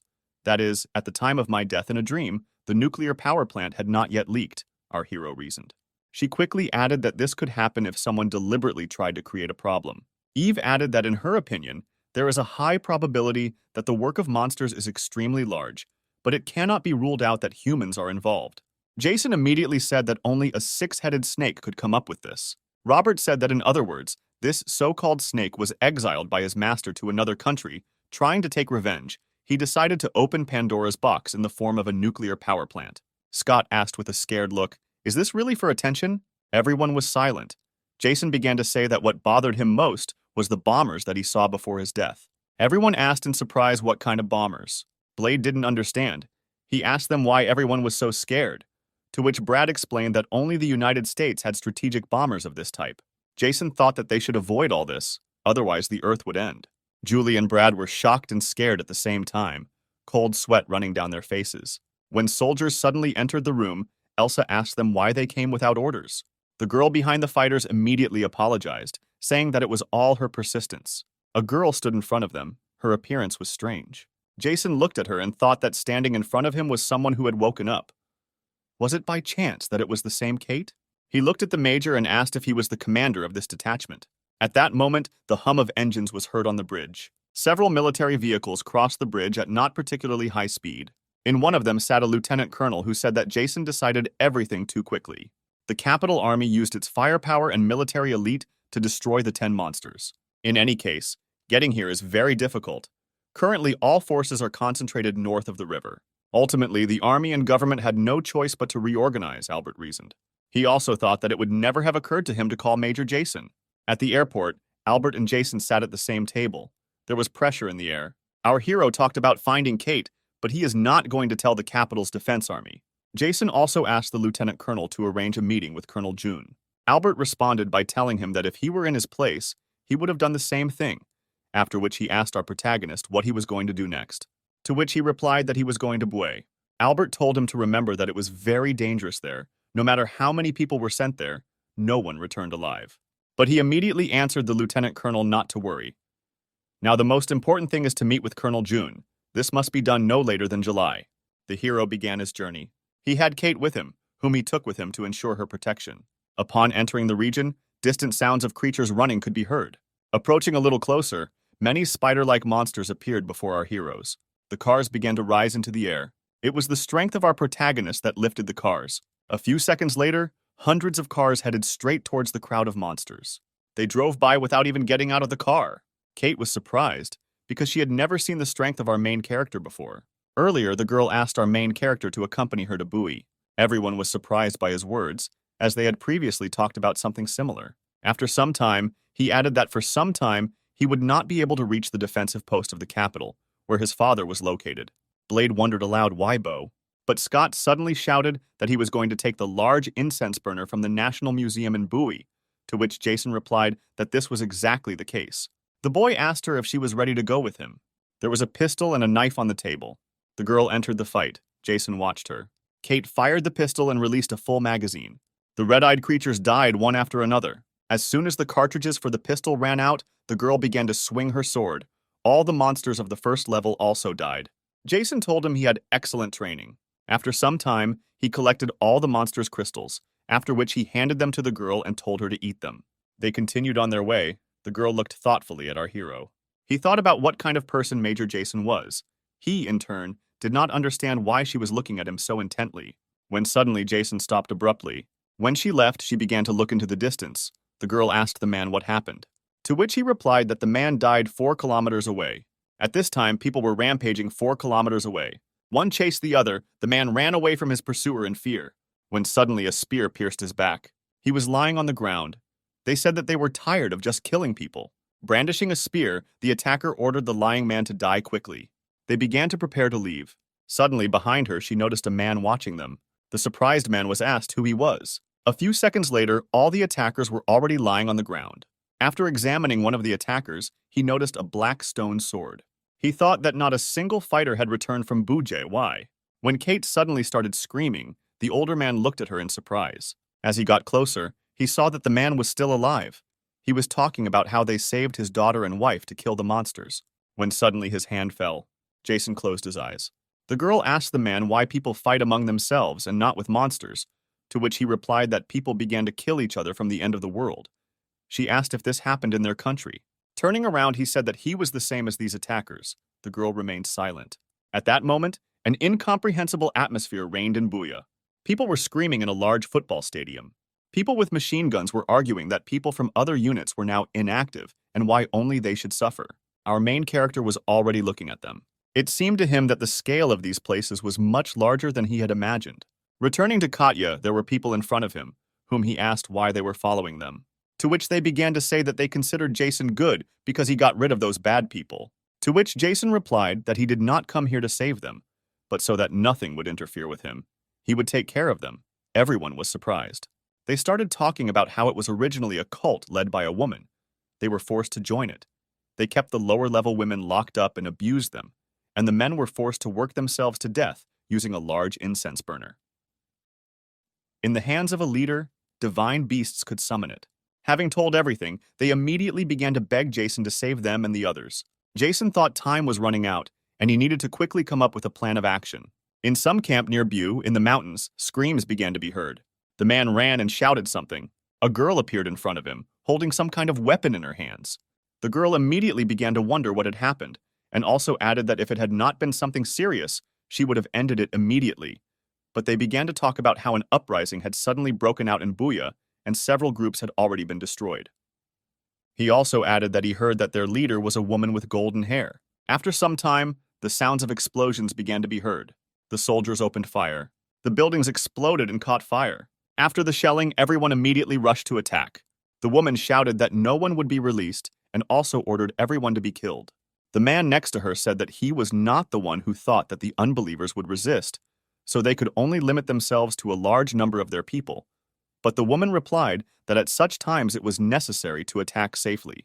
The soldiers, combing the area, wondered why it was so quiet here. They could not believe that after so many shells no one died. The woman, smiling, said that every rebel must be dragged and skinned. Our main character was already looking at her. Shortly before, Jason had given instructions to the villagers, stating that they would first have to fight them and then retreat to cover. People started asking our hero if he was really going to fight them alone, to which Jason replied that he thought he could finish them off in 10 minutes. A man approached the redhead and shouted her name. He ran a little closer, began to shout that there were no people there, but something strange on the horse overpowered his squad, when suddenly someone hit him from behind. He fell to the ground, a horse followed him, and the Messiah jumped. The squad located near the Messiah began to scream. The woman immediately began to use the artifact. She summoned a tiger and a dragon. The men stood behind her, saying that their commander was serious. The sacred animals appeared before the rider. The Messiah said that he did not know where he came from, but could not face his troops alone, and turning to his fighters, he ordered to find the one who controls this horseman. Suddenly, the wall collapsed, dust rose, a shockwave lifted people into the air and threw the fighters back. Everyone started screaming to look around. No one understood what happened. But our main character was already in front of the racer. The Messiah, looking at the elder, asked him if he was the leader of the unbelievers. At this moment, silence reigned in the tower. The fighters gathered around the head of the green-eyed man. Men in suits stood directly in front of his head. These people began to ask Major Ricky what he thought about this. He began to say that, in his opinion, there was no difference between monsters. They began to discuss the further course of action. They also discussed the fact that they do not believe that the Ministry of Defense is preparing such a dirty trick for them. As they left, one of them said he didn't think he would put his life in danger because of one person. There was a man standing next to Major Ricky. Ricky asked him when he would take care of him, to which he replied that now was not the time to take care of him. In response, Ricky just smiled, and the man tensed. He began to talk about the relic. It was called a white jade bowl. After a while, a certain number of relics will appear. They will need to be collected. The elderly man asked what could be done with it, to which he replied, "Whatever you want." Smiling, the boy replied that he understood. At that moment, screams were heard in the building where our heroes were waiting. Blade didn't know what the hell was going on. Blade and Ella stood still and did not understand what Scott wanted from them, which he asked them to look at. Standing in front of the map, he said that it was a level 5 monster, that is, a blue-class monster that was located in John City. Elsa shouted that they needed to get ready. Robert said that in his situation it's not that he can do the 4th or even the 3rd, to which Eva replied. But now not everyone understands what's wrong with the teacher, because there has been no news for 9 full days. Brad said with a scared face that even the Defense Army has nothing to do with the blue class. A cold sweat ran down Elsa's face as she thought about how long they would have to trust only the teacher. At this time, a battle took place between our hero and the commander of the believers. The girl was in shock. She did not understand how an ordinary person could be stronger than a monster who was summoned with the help of an incense burner. Jason and his rider easily repelled the attacks of the animals. As soon as the opportunity arose, the man immediately ran towards the woman. He used his flame power, but the girl knew how to defend herself. A little more and she would have been dead, he thought. Jason looked at her with contempt, thinking about something. Approaching her, the Messiah tried to attack our main character. She threw a stun grenade at him. The grenade exploded. No one saw anything. Everyone was blinded. But Jason was already behind the woman, his hand raised. He hit her right in the face. She, unable to withstand the blow, flew several meters back. The Messiah lay on the ground. He could not even move. On the floor, right at the feet of our hero, lay a Cyrillic alphabet. The woman struggled to get up. She started screaming that Jason was a bastard and that God's punishment would befall him. But he just looked at her with a cold gaze. Jason raised his sword, saying that if he wanted to be human even for a moment, he must die and atone for all his sins, and began to beg for mercy. Blood began to flow across the floor. Almost all of the Messiah's fighters were lying on the ground, and shouts of victory could be heard. Jason thought of a huge censer and a bronze statue of a bodhisattva. Holding the incense burner in his hands, Jason thought that he could easily destroy the level 3 monster. An excellent catch. Kate started yelling about whether it should come to that, but Jason didn't respond. She went on to say that with such powers, did she really need to kill them all? Among those killed were probably those who joined the sect against their will. Did you pay them with the same coin? The girl asked, and also said that this is not justice. Leaving, our hero said that there can be no question of any justice. This is revenge for what they did. As long as they remain enemies, they must die, the man said. And finally said that he used to think about death every day. But everything has changed. From now on, you fight for life, so sympathy is useless. Already driving in the car, Kente asked the major if they were going to hunt a level 5 monster in John. To which he replied that this is true, because it is necessary to build a base in the south of the province, and the presence of this monster poses a great threat. In John, Jason heard gunshots, but there was no pressure, meaning it wasn't a level 5 monster. He immediately ran toward the sounds, wondering what was going on. The two fighters stood in front of a horde of monsters. They said that they had run out of ammunition, and the rest of their comrades were dead. They were also finished. In front of them stood an orange monster, a level 3 monster. They said it was a shame that they were unable to complete the mission. A large crowd of monsters rushed towards the combatants. Suddenly, our main character began to use his power. The explosion occurred right in front of the two militants.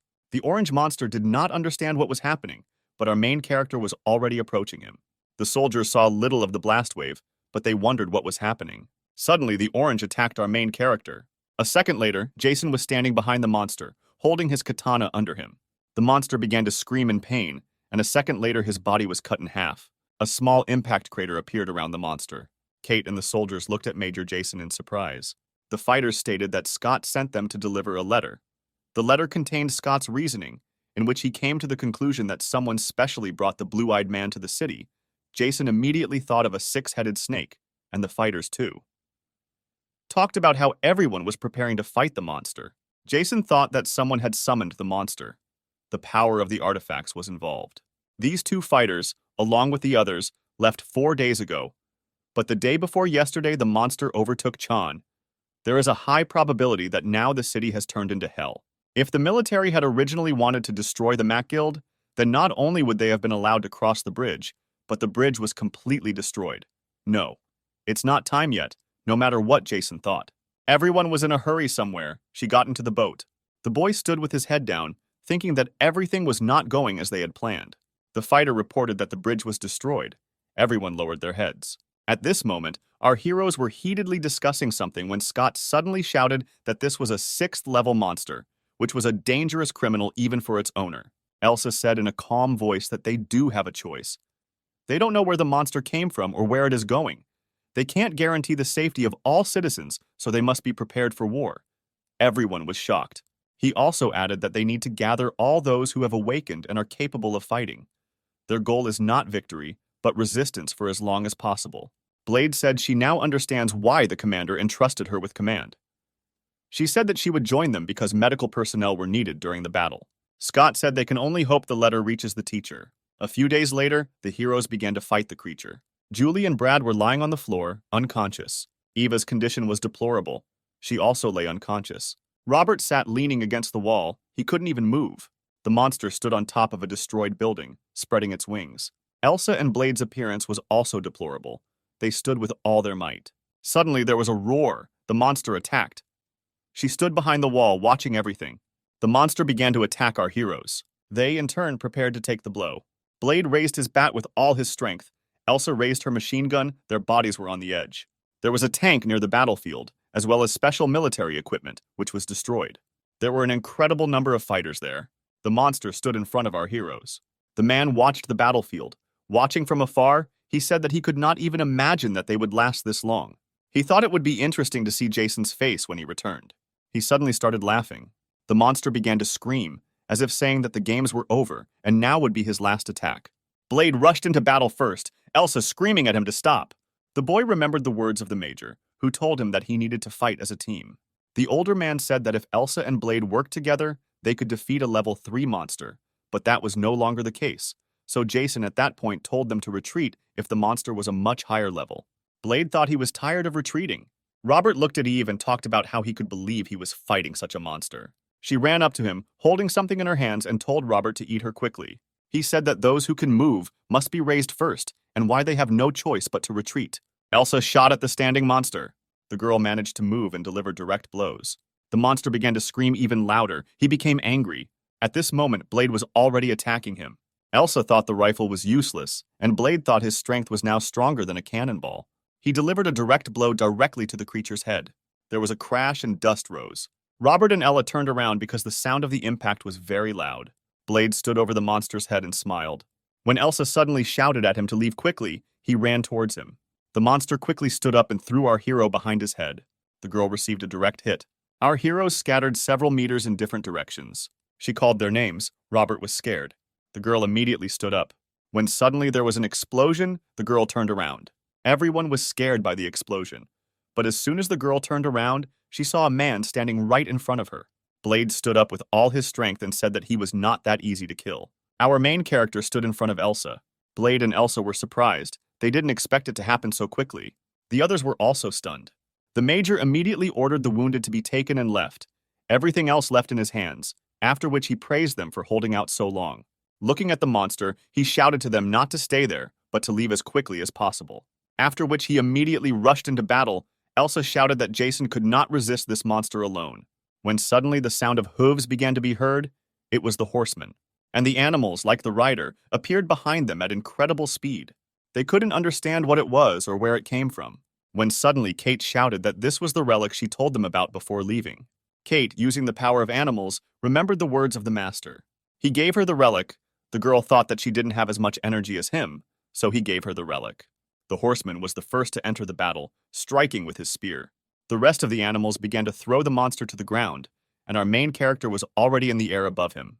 Major Ricky was still watching the battle. I was not pleased that our main character arrived so early. Katya shouted that if this would not be a problem for them, then they should take out the bronze statue. She also explained how to use it. At the end, she added that she could not use 2 relics. Blade held the statue in his hands and looked at it. Elsa looked at the current master in shock, thinking that he had become even stronger. A fight has already begun between the monster and Major Jason. The monsters also attacked the creature, not allowing it to rest for a second. Jason looked at the monster with a cold gaze. Suddenly, a monster emerged from the dragon and ran towards our main character. He released several spikes, and naturally the hero easily dodged them. And a barrier was erected over our heroes to protect them. Jason began to chop down the thorns that the monster was throwing towards our heroes. Due to the fast movements of our hero's katana, a strong wind arose. The monster stopped attacking our heroes. The rider and the monsters began to disappear. Jason took off his jacket and threw it on the ground, ready to fight. He looked at the monster, studying it. Raising his katana, he said that he was thinking about fighting a level 5 monster and that defeating it would be much easier. Raising his daggers into the air, he said to the monster, "Let's do this." The monster began to scream, as if he agreed with our hero. Jason sent daggers towards the monster, and then he jumped high into the air. But the monster did not pay attention to the daggers. He immediately raised his head and opened his mouth, collecting energy in his throat. There was an explosion and flames rose. Everyone was shocked. They thought that the monster had hit the hero. He attacked our hero with some kind of lightning. Everyone was shocked. They thought that the monster had hit the hero. But Jason successfully dodged it, moving quickly on the ground and preventing the monster from attacking him. He continued to shoot some kind of beam at him. But the monster never hit Jason. Our hero thought that this monster has good hunting experience, which is why he fights so well. The monster has finally struck our protagonist. Jason's entire body tensed, and blood began to flow from his mouth. Dust rose because the shockwave was incredible. The older man was able to stop the blow by blocking the monster's beak with his katana. When our heroes saw Jason's condition, they tried to get closer, but he shouted that they would only be in the way. Jason's clothes began to tear as every muscle in his body was under critical tension. But he was able to escape. He attacked the monster and repelled it. Jason thought that he could not hold out for long. He needed to wait for the right moment to attack. The monster began to gather energy again. Everyone was shocked. Robert stated that his combat power far exceeded human capabilities. And suddenly Jason thought in his heart. At this point, the battle between the monster and our main characters continued. Jason used all his strength to create the moment to attack. As soon as the monster hesitated for a moment, Jason immediately ran towards him. He plunged the katana straight into her chest. He started screaming in pain and started to pull away. Everyone was speechless because no one could believe that their commander could defeat the monster alone. The monster began to attack buildings. With one paw, he tried to grab the major, but he managed to jump to the nearest building. The man thought that this was his last chance, so he needed to act in his own strength. He began to accumulate energy in his hand. At this time, the monster had already begun to attack our hero. Jason gave his last strength and screamed. Suddenly, a katana pierced the monster's heart. The creature froze and began to descend. They both started falling to the ground. The fifth level was defeated, but our main character's injuries also turned out to be critical. After some time, our heroes carefully approached our hero and helped him. He climbed onto the creature's head and walked slowly, swinging his katana. Everyone was screaming as level 5 had been defeated. Eva lay down on the ground and looked into the distance, smiling. Julie and Brad also began to stand up with surprised faces. Major Ricky, watching the battle, could not believe his eyes. Angry, he broke his binoculars. Jason stood over the bird and looked into its eyes. When he suddenly waved his hand and took out a blue stone. Everyone watched Jason carefully. No one knew what would happen and who the awakened one would become if he ate the blue stone. The eldest swallowed the stone and there was silence. Ricky thought this shouldn't have happened. He got on his bike and rode off. Sometime later, Major Jason and Lieutenant Colonel Albert met. We talked about meeting with the colonel and the defense commander. The lieutenant colonel listened carefully to Jason, and after listening to him, said that he would make a new date with the colonel. Albert also told Jason that he probably wouldn't be able to negotiate calmly, to which our hero replied that he was not only thinking about negotiations. At this time, people were shouting about some kind of rally. Suddenly, Scott yelled that it was time to take a break. The current battle has resulted in numerous casualties. The survivors and wounded were sent for treatment and recovery. Although not many fighters remained, for some time they did not have to worry about monsters. This killed creature was so large that other monsters looked like ants against its background. No one was allowed to be alone. Scott looked at our protagonist and thought that after all, it would be much easier for him alone. Scott ordered everyone to go to the workshop. When they entered, they saw a creative mess. Everything was scattered. They were greeted by Redval. He immediately greeted them and then said that these were weapons and armor made from the teeth and bones of the orcs and the Vulture King. He began to talk in detail about what he had done. Everyone listened attentively to the story. Kate will use the incense burner to focus on defense, and Ella will receive a bronze figurine to heal wounded soldiers. The rest received weapons, which they had to quickly get used to. The weapon felt heavy and difficult to use, but in reality, everything went wrong. Jason simply upgraded his old katana. Jason took Scott with him on the trip, and they were also accompanied by Lieutenant Colonel Albert. Scott could not believe that the neighboring town had been so destroyed, to which the Lieutenant Colonel replied that if it had not been for the dragon, the town would have been saved, with Albert also stating that they would not be able to cause the slightest damage to it, using all your firepower. After Albert said dragon, our main character immediately remembered this monster. Suddenly, the military cargo stopped. The Lieutenant Colonel opened the window and asked why they were stopped, to which the fighters replied that they were currently fighting monsters and that the exact number of monsters had not yet been established. There were shouts nearby that a new wave was coming. While they were being shot at, the soldiers shouted not to let them through. The soldiers continued to shoot, and the smell of gunpowder was thick in the air. The monsters began to break through. The first row of fighters began to retreat when Jason appeared in front of them. He told everyone to back off and shut their mouths. The monsters were still approaching, heading straight for the fighters and our hero. Jason, when asked who he was, replied that they would definitely find out who he was. He threw the cartridge straight into the crowd of fleeing monsters. After some time, our fighters arrived, entered the building, and began shouting Jason's name. Everyone was shocked to see him repeating his name. The senior officers were silent, looking towards the entrance. Jason walked into the building with a smile on his face. The lieutenant colonel was smoking a cigarette and, looking into the distance, something confused him. Exhaling heavily, he took a deep drag on the cigarette and threw it away. The commander and the major were sitting at the negotiating table. Jason glared at him, showing his displeasure. The commander, in turn, tried to understand what our hero would now demand. The rest of the fighters were also tense because there was pressure in the air. Scott, standing next to the elder, thought that everyone was very calm and sweaty due to the atmosphere here. The commander was the first to initiate the conversation, asking Jason if he really came to ask for compensation for the damage, to which he replied that this was exactly the case, as well as a reward for a level 5 murder. The commander, in turn, said that they call themselves an independent organization, but they ask the military for a reward. The commander also added that they came here to threaten, to which Jason replied that if they want to accuse them of something, accuse them. When suddenly the man shouted that he had had enough. Our heroes were surrounded by soldiers and machine guns were pointed at them. Some fighters remembered the strength of our protagonist and were afraid of even the slightest movement. Jason exhaled as calmly as possible, after which he stated that he did not threaten anyone, but only asked for payment. Suddenly, a wind appeared in the room, which began to knock everyone down, exerting incredible pressure.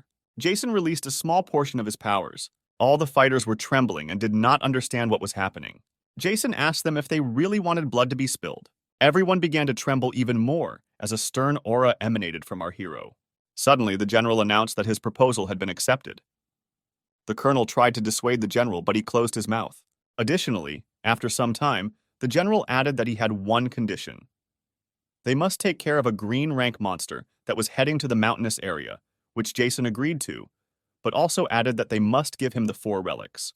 When our heroes left, the colonel asked the general why he decided so, to which he looked at him with a contemptuous look and said that he was an idiot. He added that they could execute the guy, but they shouldn't risk destroying him. He also talked about how he now has no choice but to pay. Going outside, he met Major Ricky, who greeted him. Jason, for his part, remained silent. Extending his hand, he told our hero that they had already met once, but then they could not properly get to know each other. Suddenly, the teacher interrupted him, saying that they had seen him twice and that he should not accidentally forget him in Bucha. They walked towards the bank. Scott wondered if the two were actually going to fight. He thought that now would be the best time to go in search of the relics. Ricky scratched the back of his head and told Jason to break up with him right then and there if he didn't like him. Jason asked him why he brought a level 5 monster to Butch, to which he replied, and that was it.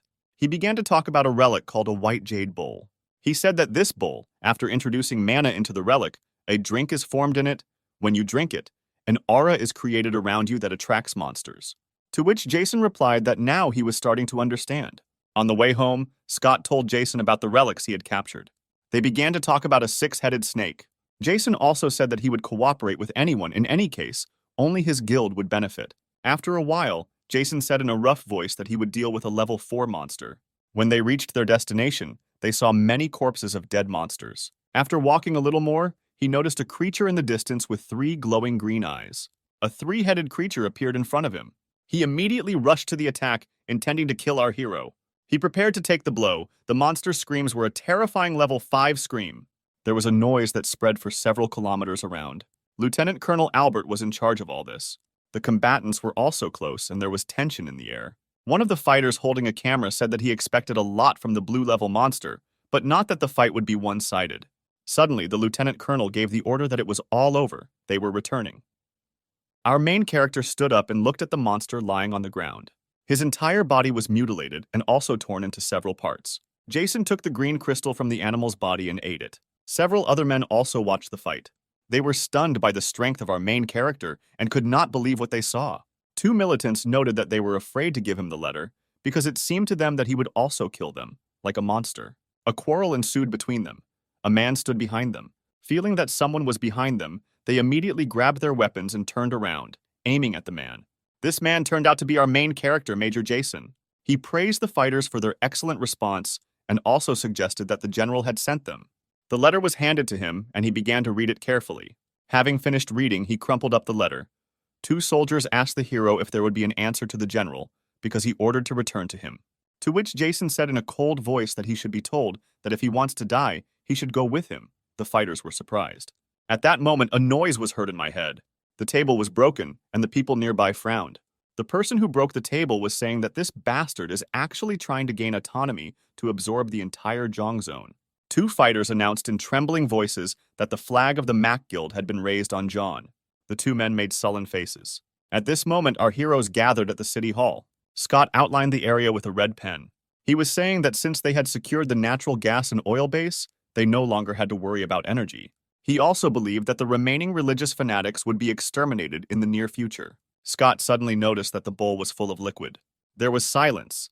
The fighter handed the liquid to the major, who drank it to see the expected future. He saw in the future what the Mayan calendar received. He saw some people attacking and shouting that only the Dragon Slayer remained. They also shouted that he had received the dragon's curse. As he fought them, Jason's skin took on a gray tint. When he suddenly woke up, this time his body did not tremble. But he was tired. Jason thought it was just a bad dream. He told his partner about what he had seen, who began to discuss it heatedly. She talked about the fact that Stonehenge is in London, and also talked about the curse. A girl and a boy joined the discussion. Jason said it would soon become clear whether this was the future or just a dream. Moreover, our protagonist began to claim that the defense line had many relics in stock. The strong defense of the capital was probably waiting for the enemies to start destroying themselves, because they only had enough food and energy for 6 months. But after some time, he added that they could only monitor the actions of both sides and wait for the right moment. Suddenly, there was a cry that they understood everything. After some time, there was to be a meeting. Jason took Elsa with him and a dozen fighters stood before them. The guild leader and general's eyes closed. Everyone introduced themselves. The general continued the conversation, saying that based on the letter, they should have realized that they needed their help. So if they did not want the army to send weapons towards the guild, they should go help them. To which our hero clearly answered that if they are going to be threatened, then we must try to fight them. The general said he couldn't trust them. To which Jason replied that he didn't care. He wanted to hear the reason why he should choose his side between the two sides. When Jason suddenly added that he had a proposal, the general fell silent. Our hero suggested that he transfer command of the detachment to the soldiers. The soldiers behind the general began to become indignant. After some time, our hero announced that he was collaborating with the capital's defense contractor to recognize autonomy, and after a while he would send the killer to the colonel. With a cold face, he said that if they trusted him, he would have no reason to refuse. There was silence. The general was stunned by the major's proposal. He asked the guild commander what he would have left if he surrendered his fighters. To which our hero answered unequivocally, he will still be alive. At that moment, screams were heard again near the head. The man stood up and lit a cigarette, anxiety and tension showing on his face. Two men a little further away noted that they had already suffered huge losses at Honorable. When they suddenly approached the man closest to the window, he told them that at first the general was inclined to the idea of nuclear weapons. But they, in turn, began to say that this was not a very good idea. They were silent, looked into the distance, each was in his own thoughts. At this time, Lieutenant Colonel Albert was talking to Major Jason. He told the major that ensuring the safety of nuclear power means not only visiting nuclear power plants and planting flags at them, but also ensuring that the nuclear power plants are operating reasonably safely along the way. Scott, who was nearby, said that if all went well, they could take the relics of the Buddha temple, the tablets of the Great King, or even the Golden Lord. The lieutenant colonel said that at the moment, 2 monsters of the 5th and 4th levels have been identified in the area. This will be more difficult than ever. Suddenly, Jason said he refused. He explained this by saying that guarding the path along the mountain was very dangerous. He would have to use all the human resources of the Mach Guild. He was not going to sacrifice his people so that the enemies could attack from behind. Albert, with a surprised face, asked Jason if he really thought that there was a spy in the capital's defense command, to which he replied that if it was impossible to destroy the parasites, then their leader must be killed. But Albert also said that he understands that Jason has enough power to kill them, but they need fighters and awakeners to protect the civilians. That's what the general does. When Jason suddenly interrupted him, saying that he had already met with the general, the lieutenant colonel couldn't believe what he was hearing. After several seconds of silence, he added that exactly 13 minutes ago, the general became a member of the Mech Guild. The Mech Guild accepted the nuclear safety request. Lieutenant Colonel Albert reported. He was making a report to some high-ranking military officer. A man nearby said that his comrade thought that the MEC Guild would want to use the nuclear power plant as their own. He continued to wonder when suddenly the commander ordered him to write everything down. He said hello and left. At this moment in the tower, the 3 men were still talking. One of them said that Mr. Mao's Jade Bird had arrived. It said that reinforcements had been sent from Japan. The man thought that he needed to find the Golden Rule and the Flute of Immortality as quickly as possible in order to take control of all the capital's defense forces and then get rid of the general. At that moment, the noise of trucks was heard in Vaughn. The goal is to ensure the safety of nuclear power plants and, first of all, to secure the road. Thirdly, constant protection of objects. 1,000 people will go to the mountain including the awakened ones. There are no rules in this hunt. Everything you get will be yours, Jason said. At this moment, silence reigned in Chan. The fighters moved with incredible speed, their faces covered with masks. One of the masked fighters talked about how they were going to attack the Mac Guild. He said that these were ordinary rebels. While Jason was away, it was time to attack. The first goal is to capture the town hall building. They also needed to buy enough time for Japanese reinforcements to arrive. Using the jade bird, he sent it flying into the air. He asked him to tell him what he had just said. The bird began to fly further and further, and after a few seconds disappeared. The masked fighters continued to approach the guild. At that time, Ella supervised doctors at the Chong hospital. They discussed the fact that there were 1,300 bags of medicine left. She said that 300 kilograms should be allocated for a group of recovering patients, and the amount of medicinal water should be reduced as much as possible. Scott turned to the woman. She asked him how it went, to which Scott replied that it would all be over soon. There was a masked man on the roof watching over the hospital. At this moment, masked militants were already approaching. They commented to each other on the radio that the undercover agents had reported that there were no security enemies in the hospital, only doctors. Entering the room where they were supposed to be received by an agent who was supposed to give them an access card, they saw a tied-up woman lying on the floor. The radio began to broadcast that Group A had been destroyed by the Awakened. The masked fighters began to fall to the ground one after another. Our protagonist looked around the room. The radio was screaming at the group to report the situation. The screams did not reach the radio. No one responded. The man on the roof winced and thought they knew everything. He immediately wanted to leave and report everything to his boss. He immediately took off, moving at incredible speed. At that moment, there was silence in the tower. Everyone was waiting. The lieutenant colonel said the special forces use infiltration, assassination, and kidnapping skills. He also added that he couldn't believe that someone else was trying to kill Jason. It was a waste of time. The man on the roof had already informed his boss about what had happened. The boss listened to his subordinate's story with fear. He started yelling at her, saying that everything should have ended well. When the subordinate suddenly sensed danger, he shouted to his superior to jump. But he didn't have time. His leg was pierced. A cry of pain. His subordinate managed to dodge the blow. Our main character, Major Jason, appeared before him. He said he couldn't believe he was allowed to remember the old days, but there was nothing difficult about getting into them. He, in turn, called our hero. Removing his armor and scabbard, he released his power. He shouted that he would kill him. After that, he immediately rushed towards Jason to attack him. His speed was incredibly high, and in a split second, he approached our hero. But he was able to easily dodge the attacker's blow. But he tried to attack again, but Jason blocked the blow. He then struck him straight on the chin, and then he plunged the sword into his leg.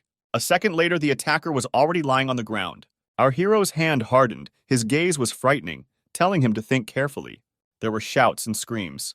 The boss sat with a grimace on his face. His subordinate lay on the ground covered in blood. The man sitting on the ground asked to kill him, but Jason replied that he had no plans to kill him. After a while, he said six-headed snake. The man was surprised. He asked our protagonist how he knew this, to which our main character answered the questions asked to him in a rude voice.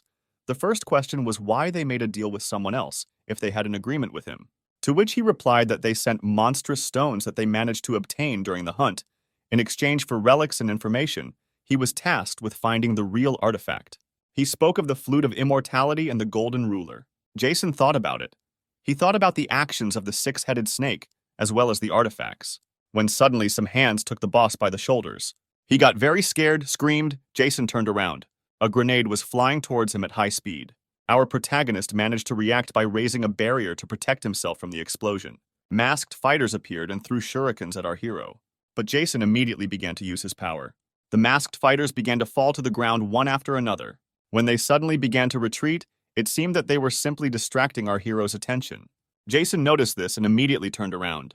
He saw the leader lying on the ground, his body covered in blood. Looking at the lying fighters, Jason thought about what the ninja were trying to prove. If they really wanted to show their confidence, our hero also thought about the relics of another country and the six-headed snake. He reasoned that Japan's strength should not be underestimated, but its army was small and the situation was much worse than theirs. He declared out loud that he could not allow enemies to set foot on this land again. The wind began to pick up and pressure appeared in the air. The soldiers returning from the forest reported to their commander that they had seen the man for the first time. But his strength was incredible, and the aura emanating from him was terrifying. They further added that despite this, the assassination mission was completed successfully. His commander thought that the authorities had long been dissatisfied and could avoid suspicion of his death, Thanks to this man, in addition, this man's relationship with the six-headed serpent made it difficult to attack these lands. Suddenly he shouted, "What a great job!" and they returned. When he suddenly threw a dagger straight at one of the fighters. He, in turn, jumped back. It was our main character. He caught the dagger right in front of his face. The nearby ninja fighters immediately jumped back. They were afraid of Jason's strength. They did not understand when he managed to confront them, because they were retreating at high speed. Jason asked them why the hell they were breaking into foreign lands, and he got angry. When their commander suddenly shouted that they should not stand, but attack, everyone immediately ran to our main character. The kunai that Major grabbed began to glow blue. A fight broke out between our main character and the ninja fighters. One by one, they flew away from the hero and could not even touch him. A minute later, the last ninja fighter fell to the ground. His commander was shocked because he could not even imagine that such a strong fighter was in front of him. At that moment, an explosion occurred near the tower. The soldiers were ready. One of the fighters shouted that he was coming so that no one would show their heads. Their commander watched all of this silently as they gathered, after which he radioed that when Major Jason arrived, not to attack, but simply send it to him. He thought that he should be careful and wary with this man, because it was difficult to guess what could be expected from him. He also remembered the past, and thought that it was originally impossible to become their enemy, because they were the ones who created this monster. In the boss's memories, our hero's face seemed stern and merciless. He remembered him as a killing machine with no emotions. The radio said that Jason was in the air behind the glass. The commander approached the glass. The eyes of the major and a member of the high command met. The old man asked the guy how he was going to control and manage the citizens in the future, to which the guy replied that of course he would not be able to rule the country, including the civilians, but that the 8th Division would become part of the MEC in the future. Guild. The elder was surprised. He could not believe the major's words. When he suddenly laughed, the Mech Guild commander didn't understand why he was laughing. At that moment, screams of soldiers and the hum of equipment were heard near the station. The Mech Guild fighters stood and waited for the leader's orders. Elsa said that as soon as the negotiations are completed, a signal will be received from the master. Soldiers in camouflage uniforms also prepared for battle on Goethe Street. One of the fighters said that he was very nervous.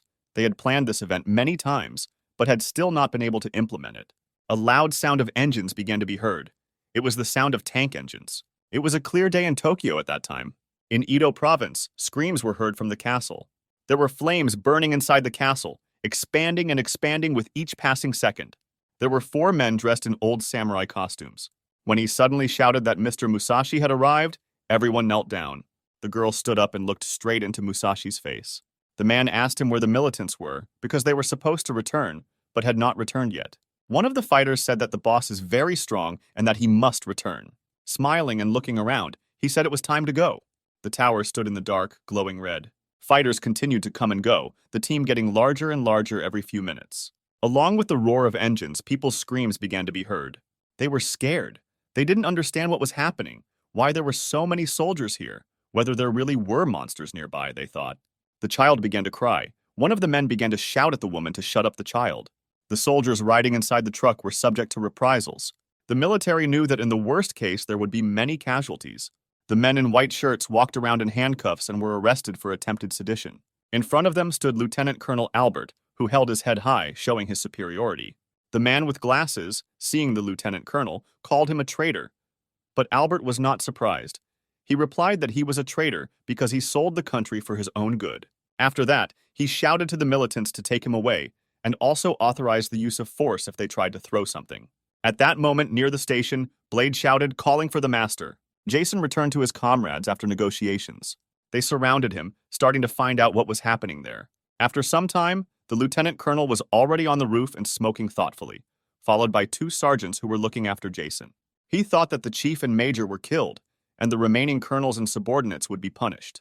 The situation is rapidly changing, and the Mac clan is destroying everything in its path. Subansa and the 8th Division became members of the Mech Guild, leading to a reorganization.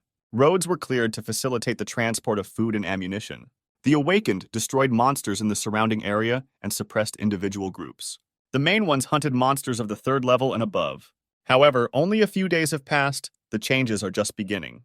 The entire command gathered around the map and said that there were well-guarded fortresses nearby. Scott added that there is a temple in Chan that houses the relic of the Great Tibetan Non, but even the approximate number of monsters located there is unknown. This artifact is comparable in power to a silver cross or pure rain. Elsa said that it was in this area that the second operational command was located, and apparently it would be easy for them to defend themselves from attack due to the characteristics of the territory. Jason, interrupting her, said that the second operational command does not have tank or artillery units under its command. He believes that in this case, the support of the chief will not hurt them and he can be recruited. Albert said that the six-headed snake will collect the most powerful artifacts to ensure the safety of the fortress, and those who can obtain the artifacts first will have an advantage in the battle for monster stones, which are the most important currency of the domain. In this era, Jason said that in addition, the information received suggests that Japanese troops are planning to enter our lands, using them as a springboard for domination. He also suggested that they already know about the death of the leader. The general also began to talk about this topic. Elsa asked Jason if he was serious about crossing the mountain, to which he replied that it would not be easy, and they could suffer heavy losses. They need to very calmly arrive and clean up. Sweat ran down the general's face and he asked if he was going alone, to which Jason replied that he thought correctly. At this time, shots were heard in Daegu, surrounded by mountains. The streets of the city were empty. The girl quickly ran. His gaze was a little frightened and sweat was pouring down his face. She was pursued by several armed soldiers who shouted at her that she would not run far. They screamed at her to give up, but she screamed at them to get as far away as possible. The girl hid behind a concrete wall, after which she began to aim at the militants who were pursuing her. She started shooting at them, and the military immediately began to retreat to cover, after which they opened fire on the girl, who in turn took cover with a wall. As soon as the fire stopped, the militants headed towards the stairs to go upstairs. Suddenly, one of the fleeing militants fell to the ground. The others began to fall behind him and someone shot them. They shouted to the surviving fighters to retreat and hide. Suddenly, a grenade flew towards them. There was a powerful explosion. Two men ran up to the girl and asked if she was safe. She started yelling at them because it was dangerous here, and they, in turn, said that they couldn't leave her. After a short discussion, they left the building. The girl was worried about her classmates. Sweat was running down her face. They stepped back carefully, looking around to make sure there was no line behind them. One of their comrades urged them on because someone was waiting for them. Suddenly, the man behind him shouted at him to retreat, but it was too late. The ninja fighter attacked him. Fighters appeared in front of them. The commander of the masked fighters ordered to quickly kill them, but then our main character appeared. His gaze was as stern as always, and his aura was intimidating. The man with glasses slammed the table angrily. He shouted why no one had come yet, because they must have already caught this girl, and at that moment the subordinate consoled him. Hearing the words of his subordinate, he thought that it was true that, as a last resort, the Japanese would intercept him. Jason looked around as if trying to find someone. The men and the girl were scared. They did not understand who was in front of them and what they wanted from them. The ninjas began to surround them. At that moment, the men raised their machine guns and started shooting. But they did not wait. They attacked in response. One of the men already thought that his life was over because there were no options to avoid it. Suddenly, in the blink of an eye, he was thrown back. The blow was strong. The crunch of bones was heard. The man nearby also did not have time to dodge the blow of the katana. But then our main character appeared again and managed to protect him. The rest of the ninja fighters immediately attacked him, shouting that they needed to kill Jason as quickly as possible. But the elder had already released his power. Using it, he threw the attackers back. A loud sound of bones was heard. Moans were heard. People fell from the sky. At that moment, our hero walked past them. Their commander quickly approached the attack undetected. He had a smile on his face, but Jason kicked him in the leg as clumsily as possible, causing him to stumble. He didn't even understand how he ended up in the air. But he quickly regrouped and tried to attack the teacher, but he hit him in the face. Jason seemed to lightly touch him, but the fall broke the ground. Looking at the standing men and girl, he asked them if they had taken control of this area, and if so, he would ask them some questions. They were stunned by what they saw. They could not believe what they saw. The girl remembered how she recently sang professionally, and thanks to her frequent appearances on screens, managed to gain enormous popularity. However, when he returned home from work, the whole world turned upside down. The reality is worse than in the movies. He didn't even realize right away that this was the real world, because when he was driving home from work and saw the monsters, he thought they were making a movie. At that moment, he realized that he needed to get to Seoul. In this case, she would not have to see either monsters or the antics of crazy idiots. For some reason, then Getu was free from monsters. Therefore, all the survivors moved there, hoping that they could unite all their strength and overcome this hell. Therefore, they followed the second operations command located there. In addition, she always gathered and calmed people, taking advantage of the fact that she was a celebrity. They sincerely believed in her, which brought considerable benefits. However, at some point the situation changed, and the second operational command began to perform strange actions. They began to send people to the lair of monsters, where they forced civilians to work. She could not understand why tens of thousands of people with crooked shovels and lanterns risked their lives trying to desecrate the royal tombs and tombs. She later learned the real reason why they needed to get out of those very tombs. But this is not so. It didn't matter anymore. Since then, there were only two categories of people left in Getu: those who had already been taken away, and those who did not want it. The last leader of the rebels was Joe, and she sincerely believed him, so she became a member of the resistance. The girl told her story while in the warehouse. At the end, he added that their leader was kidnapped by this scum. Our hero asked them what they were going to do next, to which the girl firmly replied that they were going to save the leader. The boy immediately asked them if they had any plans. He also told how his leader was captured. Jason told them that if the military could get information from their leader, they would fall into a trap. Jason turned and walked away, saying he would save their leader. They were confused because why would he save him? At this time, silence reigned near Daegu City Hall, and night fell. Moans were heard in the basement of the building. The beaten man was sitting on a chair, his clothes were covered in blood. His entire body was mutilated, with nails protruding from his hands and feet. The mouth was tied with a rope. There was not even a place to live on the face. The door to the room opened and two men entered. They were Japanese. One of them was wearing a military uniform, and the other was wearing samurai armor. The rope was taken out of his mouth. The man in turn immediately asked why they were returning, because they would not break him. The Japanese man in military uniform said that if he accepted their offer, they would help them. The tied-up man, smiling, began to say that this was an excellent offer, but he simply needed to get rid of the major of the second operational command, because now he needed not only to improve the climate, but also to increase his salary. When his face suddenly changed and he added that "Stop playing soldier, the country is rotting because of you." The man in military uniform replied that he was still alive because they want him to be like that. After which, smiling, he said that the girl would be caught by ninjas. The man got angry and insulted the man in front of him. When gunshots suddenly began to ring out, the bespectacled man shouted that he needed to leave. The bound man wondered if it was really them. At that moment, the military shot the attacker. The attacker was our protagonist, Major Jason, who had erected a barrier around himself to protect himself from gunfire. The soldiers were shocked. They could not understand who was in front of them and where he got so much power from. Suddenly, 3 soldiers arrived with a grenade launcher. Jason raised the barrier around himself again. There was a powerful explosion and the walls collapsed. The soldiers lay on the ground. Jason slowly moved forward. There was a crash and Jason broke down the door. As he walked further, he found the commander appearing right in front of him. Jason thought the situation wasn't that dangerous. A man sitting in a chair asked our protagonist who he was. The girl standing on the street was thinking about how everything was happening there. Suddenly, 2 men appeared, one of whom was holding the other by the neck. The girl shouted to her classmates not to shoot. The girl asked who it was. Jason was silent, looking at them. After some time, he replied that his name was Jason. He was the leader of the Mac Guild, which owned several territories and regions. He asked why they were fighting with them. After some time, groans were heard in the warehouse. Jason was still holding the man by the neck, and his entire body was covered in bruises. He asked our hero to kill him. As he left the warehouse, he was attacked by men. He wiped his hand with a handkerchief and they were stunned. The girl asked her if she knew any man. Sometime later, they were driving in a car and talking about their leader. Driving through the city, they saw destruction. There was a lot of broken military equipment lying around. The militants fled when they saw Jason, calling him a monster. With his own efforts, he cleared the road, throwing out cars and tanks. No one was even going to fight him. Everyone immediately ran away when they saw him. Addressing his new companions, he said that they could not go further, that they either stayed here or returned. Jason asked the man in front of him what his name was, to which he began to ask why he didn't answer who he was. The elder was silent, looking at him with a cold gaze, when suddenly he felt danger from behind. Quickly drawing his sword, he repelled the attack. The man behind the teacher asked him what was going on here. The samurai stood right in front of our hero, holding a katana. The man began to say that this samurai was very strong and one should be careful with him. The samurai said that he considered Jason a worthy opponent.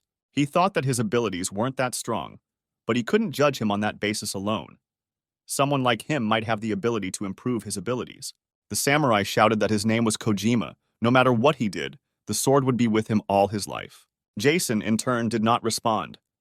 The enemy ran to the teacher, saying that he would no longer need the name, because now he would die. He thought he was level 4 in Kendo, but regardless of rank, he had few opponents. When the world changed, he wasted away in boredom before having fun, because he could swing the sword as much as he wanted. However, monsters could never satisfy his sense of power. Sometimes he had to deal with others like him. But they were no different from monsters. The power and artifacts he received were not used properly. A lot of time has passed since then. The samurai were still thinking about the same thing. The swords of our heroes were touching each other. A moment later, Samui was on her knees. He couldn't get up. He didn't have enough strength. He didn't understand what was happening. The ground shook and cracked right under him. The air pressure caused the bound man to tremble. Jason carried himself as lightly as possible and held the sword, showing his superiority. She asked him if that was all he wanted to show him when he suddenly screamed. Somehow he managed to escape and jump on our main character. But the master's movements were much faster. His sword ended up under the attacker's katana. His hands were cut off and the ground was covered in blood. Our heroes were near the map when suddenly a letter arrived. It was said that the temple was destroyed, and the reason for this was Japan. Carefully monitor the movements of the monsters in the P's and withdraw the troops waiting nearby. It is also necessary to lead the monsters through Joe. They told the lieutenant colonel. He said that there was nothing strange in their actions, but it was stupid to spoil the collection of Tibetan writings. Scott pointed his finger at the map and said that the evidence was that a large number of high-class monsters began to move around the temple and entered the security zone, which had a radius of 40 kilometers. Elsa said that they cannot watch from the sidelines. They need to do something. Our main character was on the roof, followed by a girl with a stroller in which a man was sitting. Everyone was silent, looking at our main character.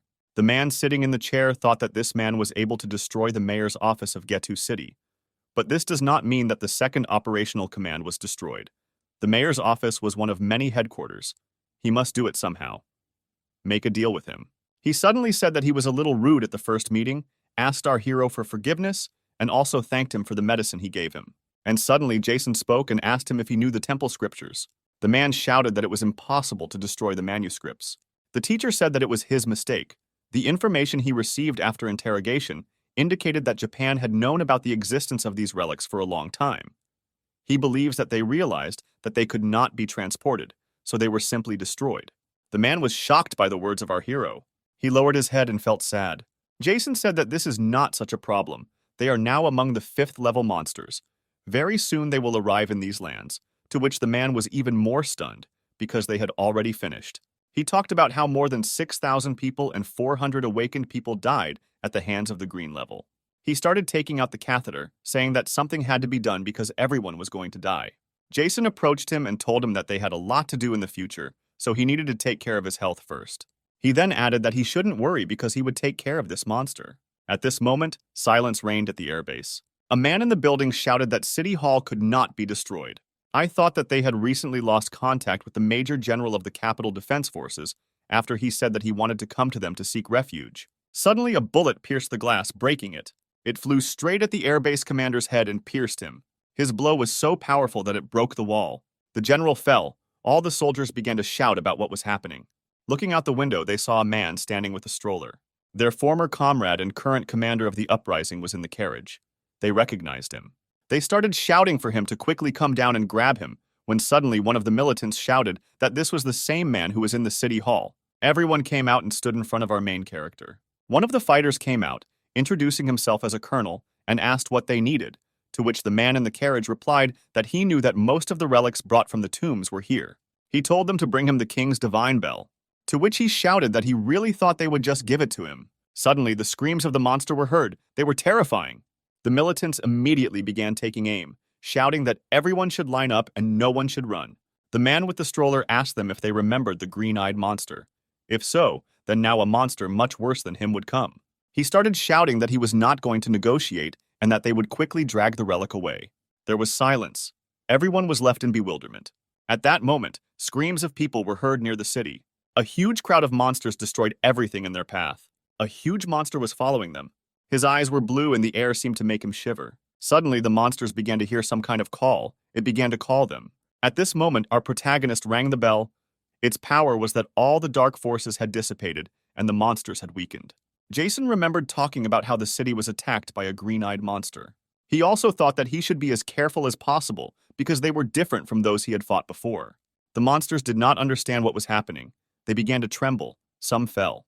The blue-eyed monster began to scream and scream. It was as if he was trying to reason with the rest of the monsters. Our main character came down from the roof straight to them. They noticed that our hero was drooling from his mouth. Jason told them to shut up and then pulled out a gun. It was a huge minigun. The teacher started shooting. In a split second, the monsters scattered into small pieces. The blue-eyed ones ran towards our hero to attack him, but our hero dodged with a smile on his face.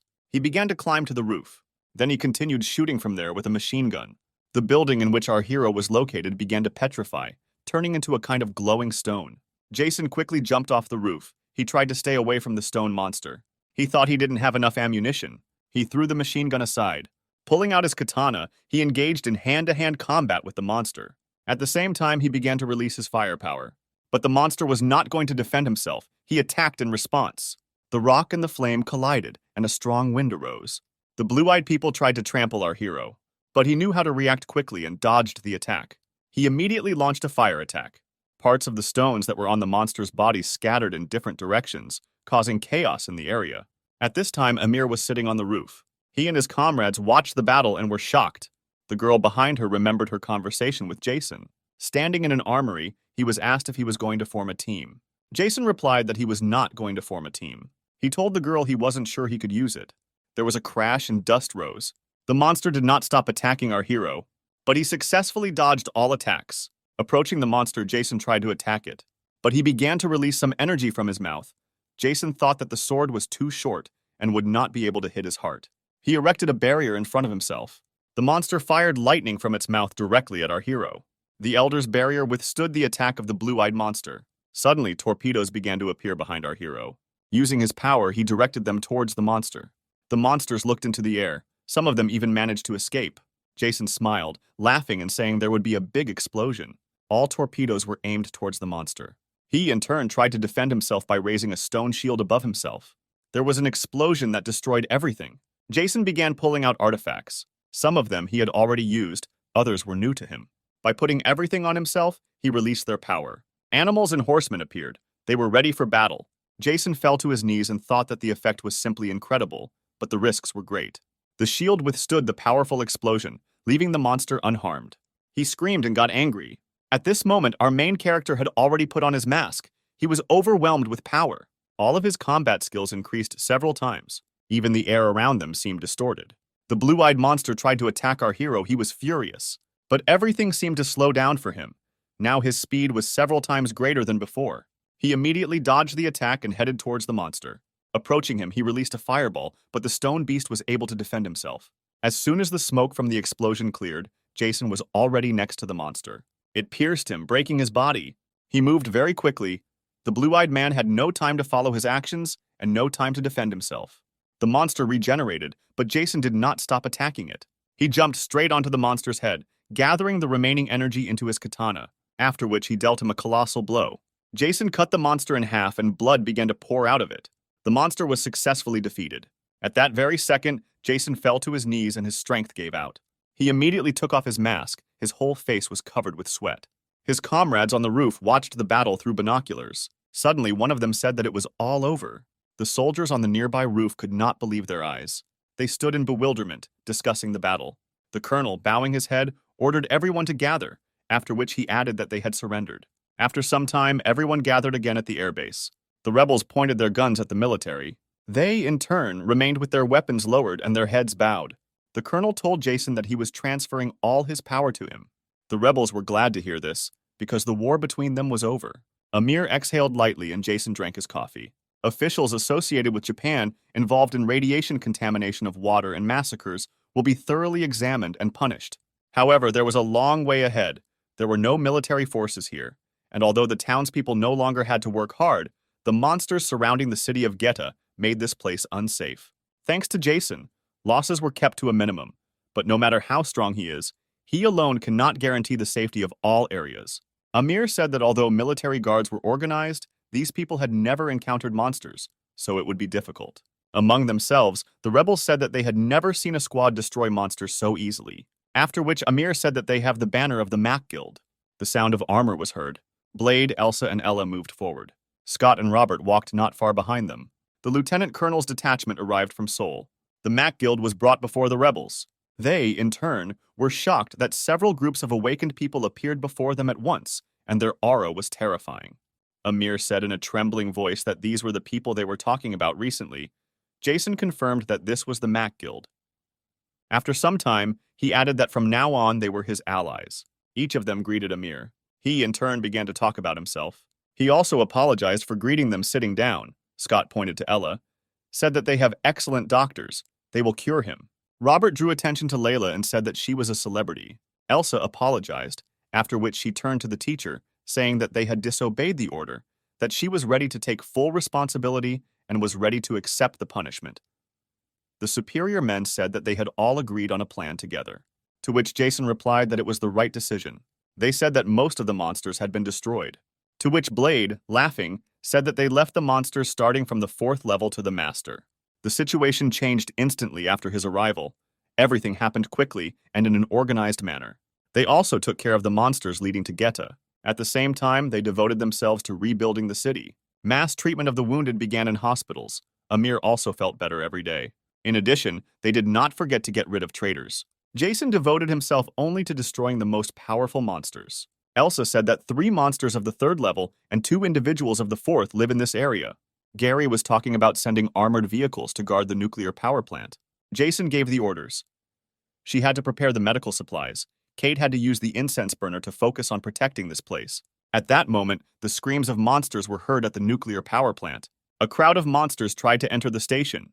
The soldiers in turn shot at them, not wanting to let them get close. One of the fighters, who ran up to the commander, said that they could no longer resist.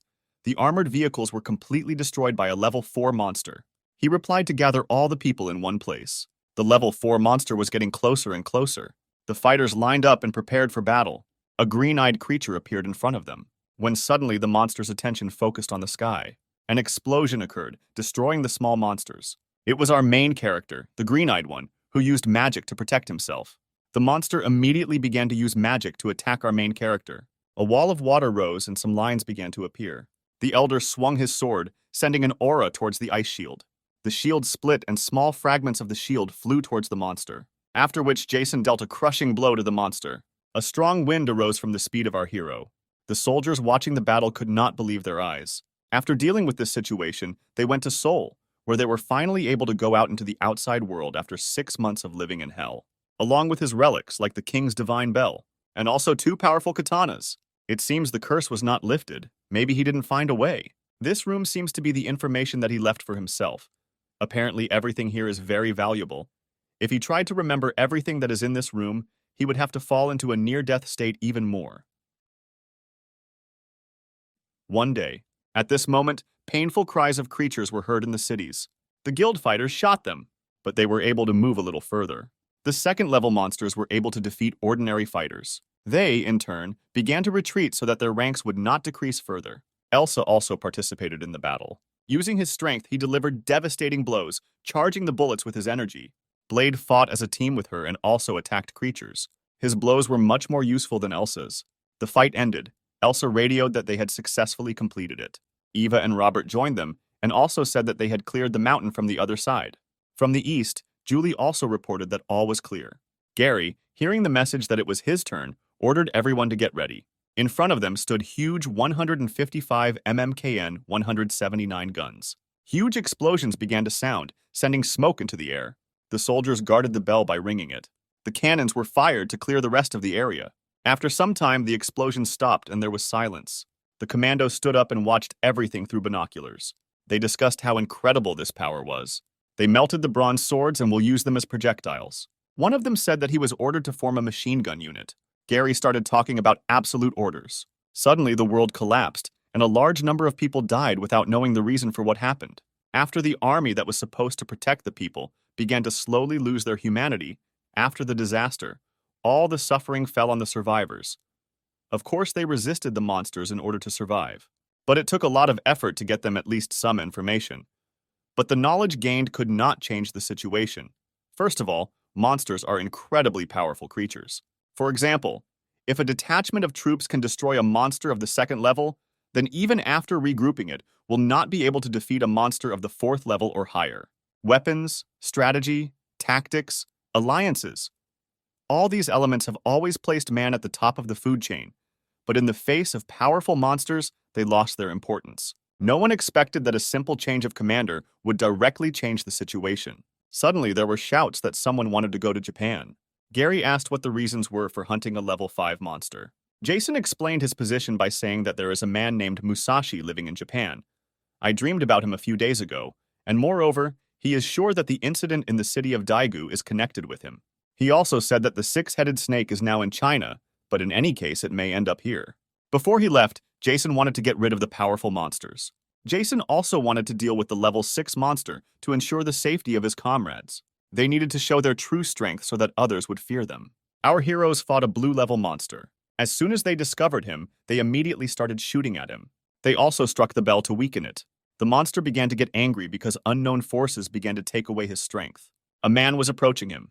This was our main character, who had already used the animal summoning artifact. The monster noticed our hero, who in turn thought that he needed to be dealt with as quickly as possible, since time was running out. He immediately went into battle, trying to hit the monster. The animals dug into him with teeth and claws.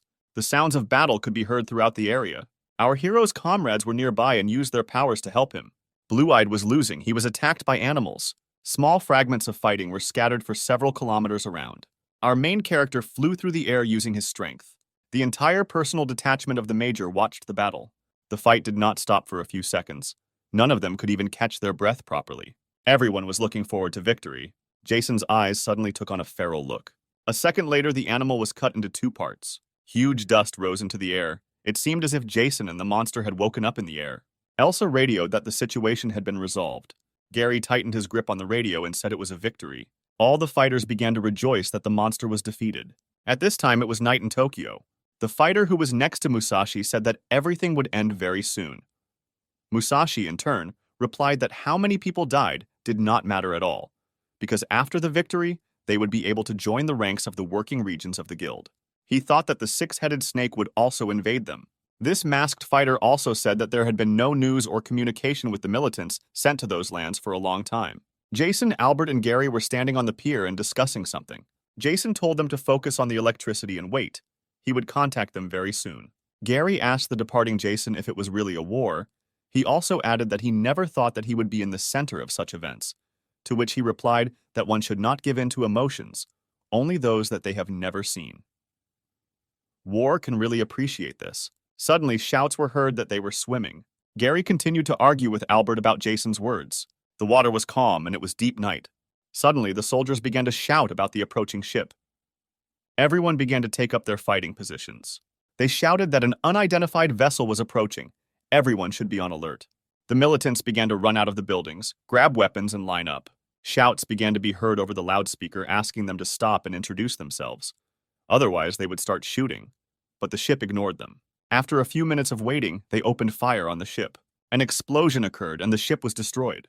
As soon as the shooting stopped, a man loomed directly over the military. One of the fighters radioed that the situation had been resolved and the ship had been destroyed. While in the air, our main character Jason watched them. The city of Kitakyushu in Fukuoka Prefecture stuck to its traditions, namely swords. In the Kitakyushu town hall, there was a stronghold of one of the detachments. The man said that a week after the sudden collapse of Tsushima, the number of monsters began to rapidly decrease. Kyushu branch manager Hiyoshi Tai said he did not have the funds to compensate the victims' families. Kyushu is home to the eight-tailed fox, and the best place in the area is near the port. He exhaled cigarette smoke with some heaviness in his soul. Jason, observing the city, thought that this is a city of drugs, prostitution, murder, human trafficking, in addition to the Yakuza. This is the city where all the criminals gather. He also thought it would be a good place to hide. Suddenly, screams began to be heard from the establishment where our hero was resting. One of the men shouted that we need to go where chaos reigns in order to absorb the territories. They also began to joke that swords used to be decorations, but now they are the main weapon. They also discussed that in the lands they wanted to go to, there was a strong man riding a horse. They also said that they could deal with the Mac Guild within an hour. Suddenly, one of the men started shouting that they had a problem because Musashi was going to send troops there. Suddenly, in the bar, our hero began to say that this was logical, because everything had been planned for a long time. He also asked them, "Kenji Nakagawa, this man is actually the head of Kitakyushu." To which they took out weapons and began to shout and ask him who he was. To which he turned to them and replied that he asked the questions here. Suddenly, the bottles on the bar counter broke. They scattered in different directions, after which they began to fly into the air. The men standing in front of Jason could not understand what was happening. As soon as they shouted fire, all the crystals flew towards them. Screams of pain began to be heard. There was a crash. The wall of the building broke. Their leader was still standing. He asked Jason who he was, to which he replied that he didn't care what condition he was in. He needed answers. But he tried to attack our hero, shouting at him not to be so impudent. But he successfully dodged and hit his attacker. He then snatched the sword from his hands and struck him several more times. Grabbing the sword, he cut off his own hand. Literally a second after the start of the fight, the attacker was already lying on the ground. The man stopped the bleeding, after which he began to talk about how at the beginning of 2017, sea monsters, 4 of them, settled on a Japanese island.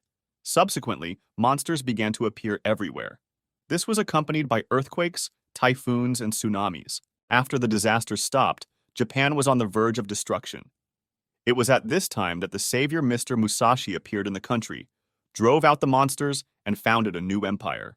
This man, he is going to classify and divide people by building a new power. The man began to shout that Mr. Musashi is like a god, and that Jason will never be able to compare to him. When suddenly Jason kicked him in the throat. Jason thought that if Musashi went this route, things would be easier. He asked the bird to convey his words to him, and it took off. A monster of the 6th level was mentioned, as well as 1 monster of the 3rd and 4th levels, an 8-tailed fox on the mountain, a white snake, and a giant turtle in the gorge. Jason thought about starting with the weak ones. At that time, the squad was worshipped in Musashi province. 4 heavenly kings sat in front of him. Musashi said that this is impossible. Now that the island is taken from them, they need to lead the army. They also said that they would have to cross the 8-tailed fox to get to the port. Musashi began to shout in disgust that China had already been able to reach his lands. Everyone listened carefully to Musashi's words. His last words were that we could not wait any longer. It was necessary to organize a hunt for monsters. He gave the order to everyone to prepare for battle. Jason's first specimen was a snake. Its size was amazing. It made snake sounds, but the air pressure was terrifying. Jason stopped right in front of her, preventing her from moving any further. His hand hardened. He smiled and told her that she would be his first victim here. Almost immediately, a fight broke out between them. The main character began to climb the building. The snake began to wrap itself around the building, squeezing it and breaking it at the same time. Having risen to the top, he began to use his power. His energy was much more powerful than that of the snake. He pushed it away. Losing his balance, he fell to the ground. The major's fist tensed. It hit Yellow Eyes right on the head.